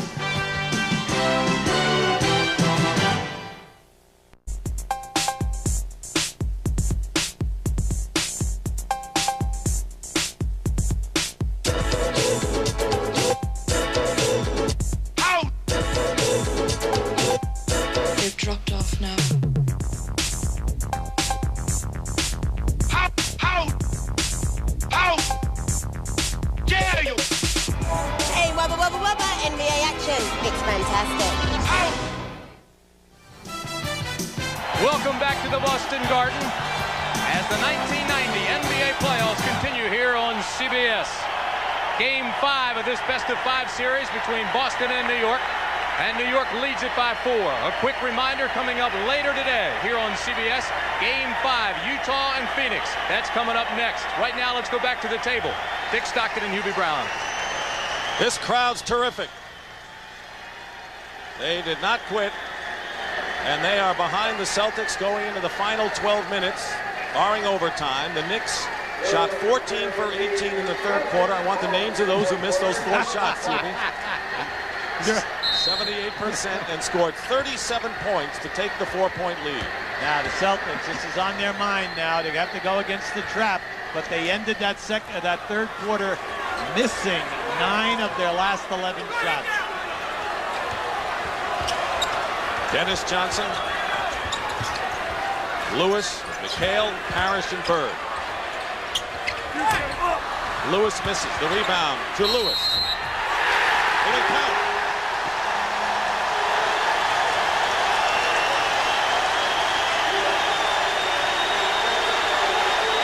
Now just watch as this rebound comes off, how Reggie is behind the backboard. Look at this. He not only had to get around Ewing, but come out from underneath. He misses the free throw. The foul was on Charles Oakley. So Oakley now has 4 personal fouls. 87-85. Newman driving against McHale. And he'll jump it. And he'll be on the short end of that jump for sure. When you coach a young ball club or a team like this on the road, what you try to tell them is that we are not going to be getting any major calls here down the road. You must play big, and you cannot complain if you get bumped on drives to the basket. Stu Jackson told his team, we know the Celtics will have at least 3 big runs. How we handle those runs will determine how we come out. The moment of truth. And maybe in the midst of one now. See, I don't know why they went away from that in the third quarter. For some reason, they didn't go to that. Larry can get a shot every single time off of that play. 27 for Bird. Tie score. Tucker for 3. And he nails it. Big one for Trent Tucker, his second of the game. Trent is having an outstanding game tonight. Defensively as well. Yes, by hitting a long jumper, he's keeping the honest in the low post area as well. Bird posting up against Newman. Ewing blocks it. McHale misses the jumper. And now the Knicks pushing it up now. Leading by 3. Oakley laboring, coming across half court now. Ewing. And it drops. Patrick Ewing now has 26 points. He only had 4 after the first quarter. He has been a big factor here since then. Well, you know, it's interesting, Dick. No 2 shots have been the same for Ewing in the second half. In the post, McHale to Dennis Johnson. Great feed, and it started with Bird. You know, we've seen very little of that today. A Boston pass into the post, and then a return pass to a cutter. Final quarter of the deciding game. Ewing with a turnaround misses. McHale, 3-point lead for the Knicks. This is game 5. Winner plays Detroit. Double team with Cheeks. Dennis Johnson, open.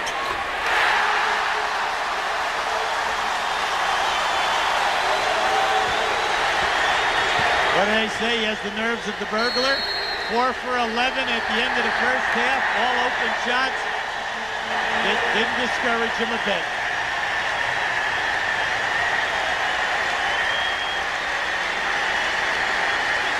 Now watch the cutter now.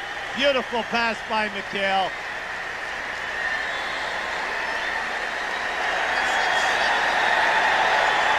Bird and Patrick Ewing, the leading scorers. Knicks shooting tremendously well in the second half, but Boston's offensive rebounding has really been a big factor for them, and Joe Klein doing what Patrick Ewing did. And Mel Carr did it in his day, and the crowd responding. The Knicks led by 4 at the half, and the Celtics got 4 in a hurry. Bird and back by 5, and now they're on a 4-0 run. So now it looks like Boston is answering New York's spurts here in the latter stages. Well, you expect that, and you know that the Celtics are not going to die in this building. I'm interested now in the 90 minutes to see if they continue to run Bird in that curl situation, because they can get whatever they want. They can get him on the penetration off the dribble. They can get him for that little baby jump shot. And then after that, they might even get him on some fades to the corner. 26 straight games at Boston Garden. Celtics have beaten the New York Knicks. Trying to become only the 3rd team in history to come back from a 2-0 deficit in a best-of-5 series. 7 on the clock. There's a good feed. Newman tipped up and in by Charles Oakley. Who else? What a move by Oakley. Newman was inside of him and thought that he was going to get that offensive rebound. 21 points for Oakley, playing his best game of the series.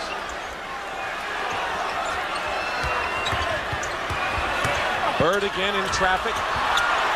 Cheeks is fouled by Dennis Johnson. Let's see what the call is on that. Right now, let's go to Tim Brandt. Foul is on DJ. Tim? All right, Dick, quick observation. That last time out, it was all business and strategy in Boston's time and Boston's huddle. But here with New York, he was more emotional, more of a pep talk to the young players. He was telling his players here in New York, this is your moment. You're 9 minutes from Detroit.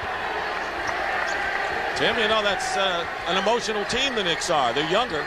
Celtics have been down this road so many times before. And a legal defense called against the Celtics. And that'll be a technical foul. That's the second one today. Now watch as Newman takes this shot. Here comes Oakley up over the top of Newman. Excellent effort. Jimmy Rogers, who was looking for patience offensively today and has gotten it in spurts.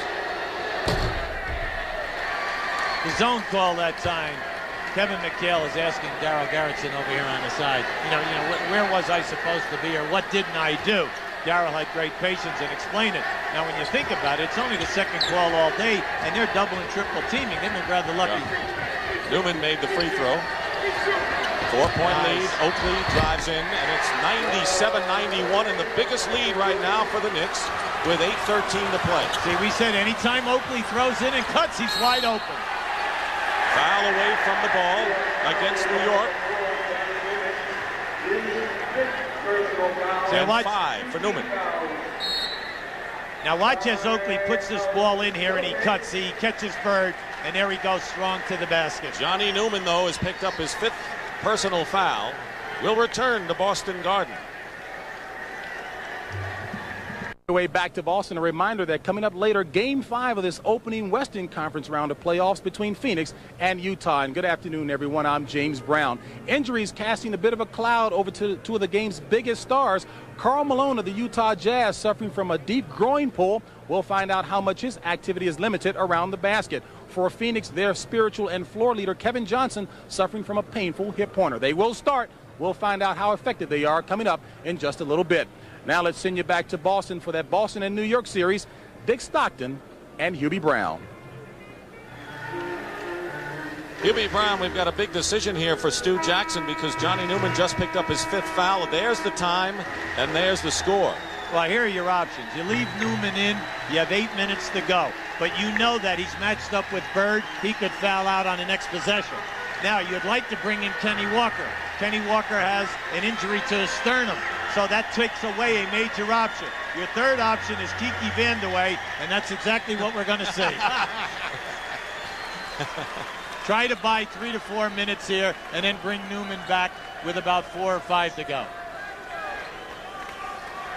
And you know that Bird's going to be going after Kiki Vandeweghe as well. Well, at both ends. The Celtics have been going to Bird. The Knicks have been going to Ewing. Go to your pressure people and make it happen. McHale double team. 13 on the shot clock. Parrish in the low post. Dennis Johnson is wide open. Nothing surprising there. Dennis Johnson with 14 points. And you know, when he scores around 15, normally that strategy fails because he's hitting it. Absolutely. Because then what happens at the end of the game, you know, you fail the double team because you want to stay close on him. Let's give him his due. He's knocking him down. Ewing. Parrish defending. That was good defense that time by Robert Parrish. Look at the Chief, the old Chief. Running down the court. Reggie Lewis goes in. And they'll call the Knick foul as Ewing hits the deck. And it's on Patrick, his third.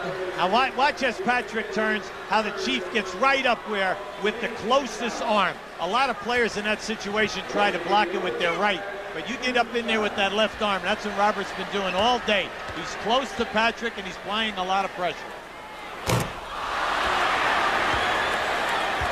At the conclusion of our game, Hubie and I will select the Miller Lite Player of the Game, and in conjunction with the award, Light Beer will present a check in the amount of $1,000 in the player's name to the National Multiple Sclerosis Society. Lewis is 3 for 7 from the line today. Knocked away. Good defense. 3-on-1 fast break. Taken away by Maurice Cheeks. And this is going to be a 2 for Oakley. Big play Boston, good defense one end. They miss a 3-on-1, and the Knicks now lead at 99-93. See, you can't get bent out of shape. The Celtics wanted a foul. New York wanted a foul at the other end, right? That just canceled out. That's why at this time in the game, you just got to play, baby. Lewis over Tucker. Other than the free throws, Reggie Lewis is having a terrific game offensively with 15 points. So uncharacteristic of the Celtics. They break the league record, 83+% on the foul line. And today, it's been their Achilles heel. Bird even missed one. There's a turnover, knocked away. Celtics.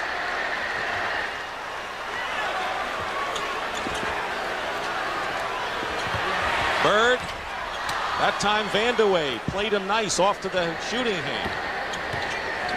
Nearly halfway through the final quarter. 4-point lead, New York.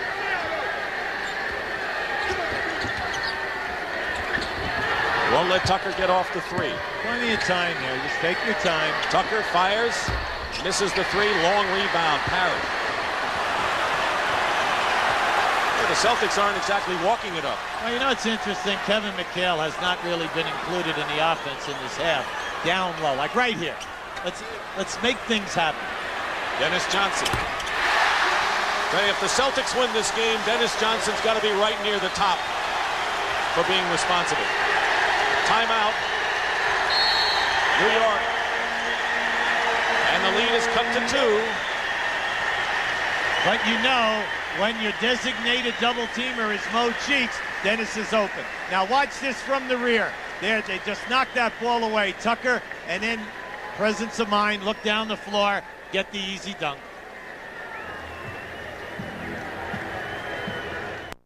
Now this is the performance of Dennis Johnson in Game 7s at Boston Garden. You wonder why anyone ever says, let Dennis Johnson beat you, because invariably he does. Well, you know, everyone looks at his shooting percentage over the year. He shot 43% for them. We know for a starting guard, that's not a high percentage. But he has that ability to rise under pressure. You can't stay in this league 14 years and do what he has done as a point guard at Seattle, in Phoenix, and in here, and get the respect of your peers unless you contribute big at pressure time. He has hit 6 of his last 9. Johnny Newman, though, back in the game for the Knicks. Stu Jackson can't wait anymore. Newman playing with 5 personal fouls and still 5:20 remaining. But the Knicks lead has been cut to 2. Was 6. Double team McHale and Parrish on Ewing, and Johnny Newman gets free again.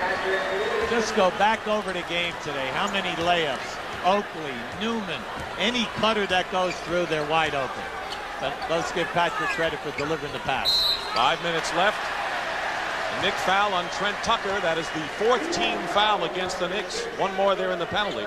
See, now watch as McHale comes. We call this big man, big man. That opens up either Oakley or the slice man. That time the slice man, Reggie Lewis. There you go Lewis, and double him in a hurry. Parrish. Lewis found him despite the double team. 101-99. The Celtics, by the way, have 3 fouls to give. That could be a factor down the stretch. The thing with the Knicks, you want to keep your movement. Ewing. And it's a 4-point affair again, and Patrick Ewing has 28 points. So it looked like his offense was going to be less than it had been, but 28 points, that's what he scored in Game 2. First time today, the jump hook in the lane. First time. Bird beating Newman to the baseline. Misses the shot.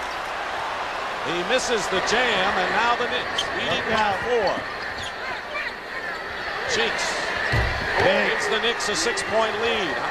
When was the last time you saw Bird miss one of those? Yeah, well, from now to the wire, Larry's got Newman on him in foul trouble. They go in there any time. Newman knows he cannot foul him unless he wants to leave this contest. Loose ball. Lewis. Tell you, Reggie Lewis is having a terrific game. So both Boston starting guards. 17 for Lewis, 16 for Dennis Johnson.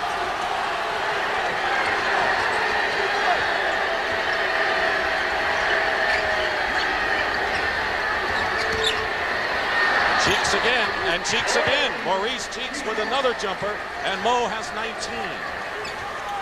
What's to say? He gives you IQ on the floor. He doesn't talk much. All he does is demonstrate to everyone else. 8 out of 10 from the field for Cheeks. Dennis Johnson passes up the shot with 10 seconds on the clock. Bird. Rebound by Charles Oakley. 14 for Oakley. See, Mo Cheeks is yelling, go, go. He's trying to put, but the two big guys who are working, Ewing and Oakley, are really tired. Newman for 3. A big one. Johnny Newman with a 3-point basket, and the Celtics trail now by 9, and a timeout called by Jimmy Rogers with 2:51 remaining. Excellent ball movement, and then we're seeing some people not afraid to take the long downtown shot. It has come up big in every big game at Boston Garden in his 11-year career. But this was an unfortunate one right here for the Celtics. Oh, this is a great quick move. As he comes up on the opposite side, he misses the dunk. Now, we know that that's a part of what's going on, but their transition defense in the last 3 minutes is really telling them the Knicks are getting the odd number. Right now, Tim Brandt. Timmy?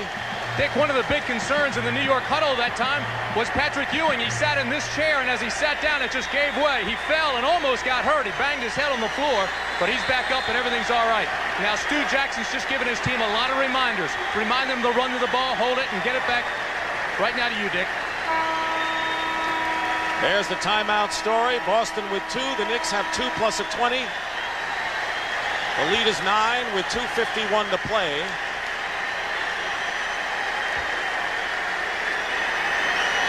Biggest lead of the game matches the Celtic first quarter lead. Look at Maurice Cheeks, 6 for 6, as the Knicks have shot 72% in the second half. Boston must get down inside, run their power, because on every foul from now on, they're in the penalty. They're shooting the penalty. 11-4 run right now by New York. 10 on the shot clock. Knicks have really clamped down defensively outside. They've done an excellent job in pushing them off the block. Dennis Johnson. Rebound by Charles Oakley. That's 15 for Oakley. Now the Knicks are in no hurry. Now, see, when the Celtics shoot and miss, it's just amazing. It's jumping out at you. No second shot opportunities. 26 straight victories for the Celtics against the Knicks at Boston Garden. 2 minutes plus away from being a race final. Here's Oakley. Nearly threw it away. 1 second. Ewing hits the corner. And you got to know something when that happens. That's an omen. Well, we knew that Oakley knew that as he threw the ball into the corner, right? A 14-4 run by the New York Knicks, and some of the fans are starting to make their way to the exits. Watch how he picks this up. The bench is yelling at him, shoot it, shoot it. And not only does he make it, he makes a 3. Look at Stu. Come on, Stu. Will it in. First-year head coach Stu Jackson. An illegal defense called against Knicks. That's the first. 31 points for Patrick Ewing. Only the Fort Wayne Pistons back in 1956 and recent vintage, the Golden State Warriors in '87, have come back from 2-0 deficits to win a best-of-5, and even Red Auerbach masks what's going on. Lead is 12 for the Knicks with 1:45 remaining in the fourth period.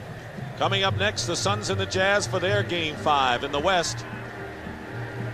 And a lot of the fans are making their way to the exits as the Knicks, who are a minute and 45 away from a tremendous triumph in a series, coming from behind against the Celtics. And you know, Hubie, when the Knicks didn't get down after that 9-point deficit in the first quarter and came back, I think they grew up in a lot of ways in that sense. Well, I think the key was how strong Patrick Ewing came out in the third quarter, and then how it was picked up in the latter part of the third quarter by Mo Cheeks. That's why they got him. Lewis. Robert Parrish. 22 points for Robert Parrish. The lead is 10. Just about a minute and a half to go. And the foul, Johnny Newman will go to the line. See, if you're the Knicks right now and the Celtics extend the pressure, everything is in your favor because you're quicker at almost every position other than maybe Reggie Lewis. So what you do is you get it in, and you just don't sit on the basketball. You keep forcing the tempo because that's what's taken you here to this lead. Newman hits the free throw.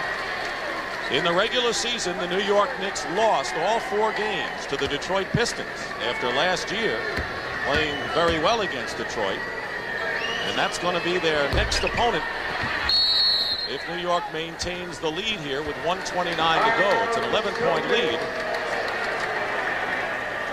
And the Boston Celtics have used their last timeout. There's the Knick huddle moments ago. Stu Jackson. Down here, okay? Stay in 51. Straight 51, all right? Make the extra pass. Now, the only way we can lose a game is if we give up threes, which we won't. The other way we can lose it if we don't come up with a defensive rebound. Don't think about going out on the break, Johnny. We don't need a fast break. I need you in there to blast. We're going to get a half that ball. Let's take it out. Red Auerbach. Well, Red Auerbach made a great statement yesterday. He said any kind of a coach, if you're any kind of coach, you get your team to think about today. Streaks and things like that mean absolutely nothing. He says you must be worried about the Knicks after what we saw Friday night. Pretty good statement. 27 points. And decisive. Dennis Johnson with the layup. So you heard Stu Jackson. They don't need the break. They'll use the clock. What he means by that is no one releasing and letting them get a second shot. Once we get the ball, then we'll go. Cheeks will go to the line. And Maurice Cheeks will shoot 2. Cheeks, of course, as Hubie mentioned, one of the big heroes for the Knicks with his tremendous effort. 19 points. Ewing has been the most obvious one for sure, but Trent Tucker and Johnny Newman have combined for 23 off the bench today for New York. It's been a very difficult week for the New York coaching staff. You know, Stu said, hey, we got blown out here last Sunday. What happens? Nobody wanted to practice on Monday. We all came. It was like a morgue. We had to pump everyone up because we were all being traded. We were all being sold down the street. And then he said, finally, we worked out. Nothing happened. But then when we came in on Tuesday, the intensity level rose, and you could just sense it. We worked so hard for 45 minutes, and all we were trying to do, we were trying to tell our guys, listen, you're going to learn about yourself, baby, between now and game time next night, Wednesday night. And they did. They did a great job. Pinckney replaces McHale. I think a big factor in the series as well was the fact that Game 3 wasn't played until Wednesday because the Celtics were on such a big roll following the 29-point victory. The Knicks could really gather themselves. Yeah, I agree with that. 3-point shot missed. And a loose ball foul. It'll be against Charles Oakley. It'll be his 5th. And, you know, we mentioned heroes. What about Oakley? 25 points and 17 boards. Big ones, particularly in the first half. Well, when they played here in games 1 and 2, who was the guy who spoke out about the intensity of the ball club and what he thought? Right here, this guy right here in the middle of our picture. He banged his wrist that time in the collision with Bird. But he was so outspoken and challenged the rest of the basketball team. Look, we have got to be physical in our building, but most of all, we've got to play defense and hold them to one shot. Robert Parrish leads the game and gets a hand. So the Boston Celtics, who wound up winning the Atlantic Division by 7 games, or check that, losing to Philly, but 7 games ahead of the New York Knicks, and had home court advantage here. Sees it evaporate in game number 5, and a foul against Boston will send Oakley to the line. The foul is on Ed Pinckney.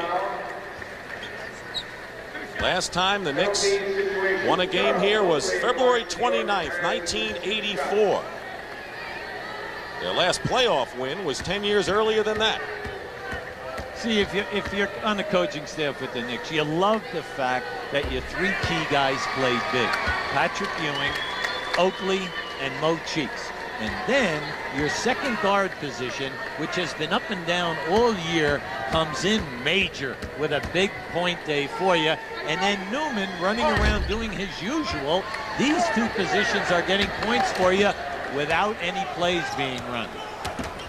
Reggie Lewis driving in for the hoop. You'll see that Phoenix-Utah game 5 in its entirety. Johnson fouls Tucker and he goes to the line. So Boston Celtics season will end and the Knicks go on to play the Detroit Pistons in a series that'll start Tuesday night at the Palace.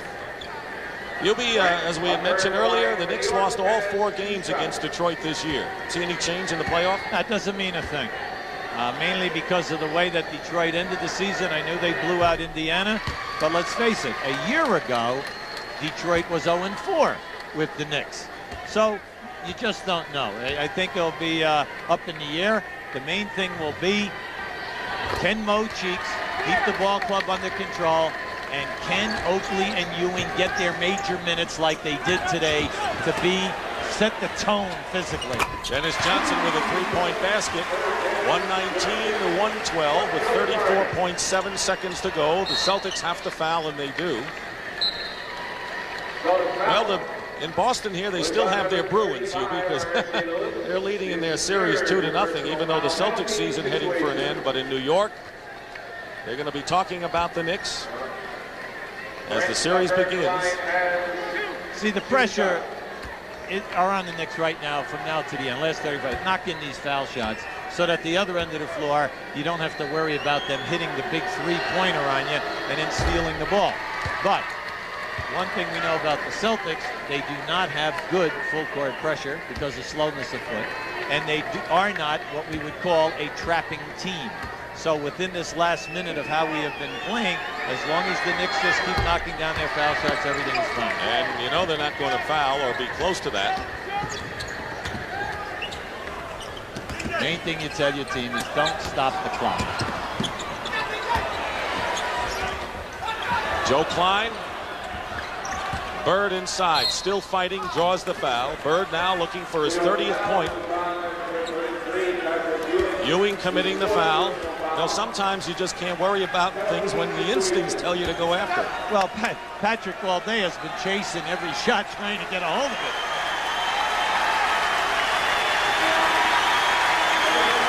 Gerald Wilkins, the new father. Dennis Johnson goes out of the game, but Gerald Wilkins, the new dad, plays a big role, and the crowd gives the Celtics an ovation. They have been terrific fans here over the years, and they are really vehemently in favor of Boston, but they have always had that feeling for teams that have won, like the Lakers, and in this case, the Knicks. And Philadelphia earlier. Johnny Newman. Double dribble, turns it over.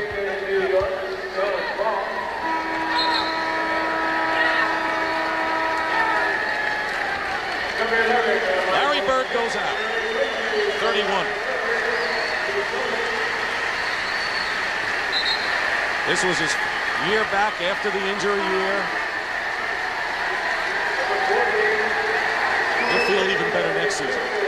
Patrick Ewing goes out for the New York Knicks with 31 points, 8 rebounds, 10 assists, and 4 block shots. Well, they finally did it. The jinx is over. 26 straight victories by the Boston Celtics comes to an end, and the New York Knickerbockers become only the 3rd team in history to overcome a 2-0 deficit and win a best-of-5 series, stunning the Boston Celtics 121-114. Tim Brandt. Patrick, can you put it into words, ending the streak, winning Game 5 right here in your hometown? It's destiny. It's destiny. It feels so good. Everybody has counted us out. We just came together. I think that all the controversy and everything that our media have been saying about us just light a fire underneath our butts, and we just rose to the occasion. You had 4 after 1. You ended up with a big game. What was it that got you off track? Well, I'm not ready to go home. That was it. All right, Patrick. Good luck the rest of the way. Thank you. Thank you very much. All right, Dick, back to you. 71 points in the second half for the New York Knicks against Boston. A tremendous effort, and our Miller Lite player of the game is Patrick Ewing. A fantastic effort today, and on his behalf, Miller Lite will donate $1,000 to the National Multiple Sclerosis Society. And so for Hubie Brown and Tim Brandt, this is Dick Stockton saying so long from the Boston Garden, where the Knicks have eliminated the Boston Celtics. The NBA playoffs continue.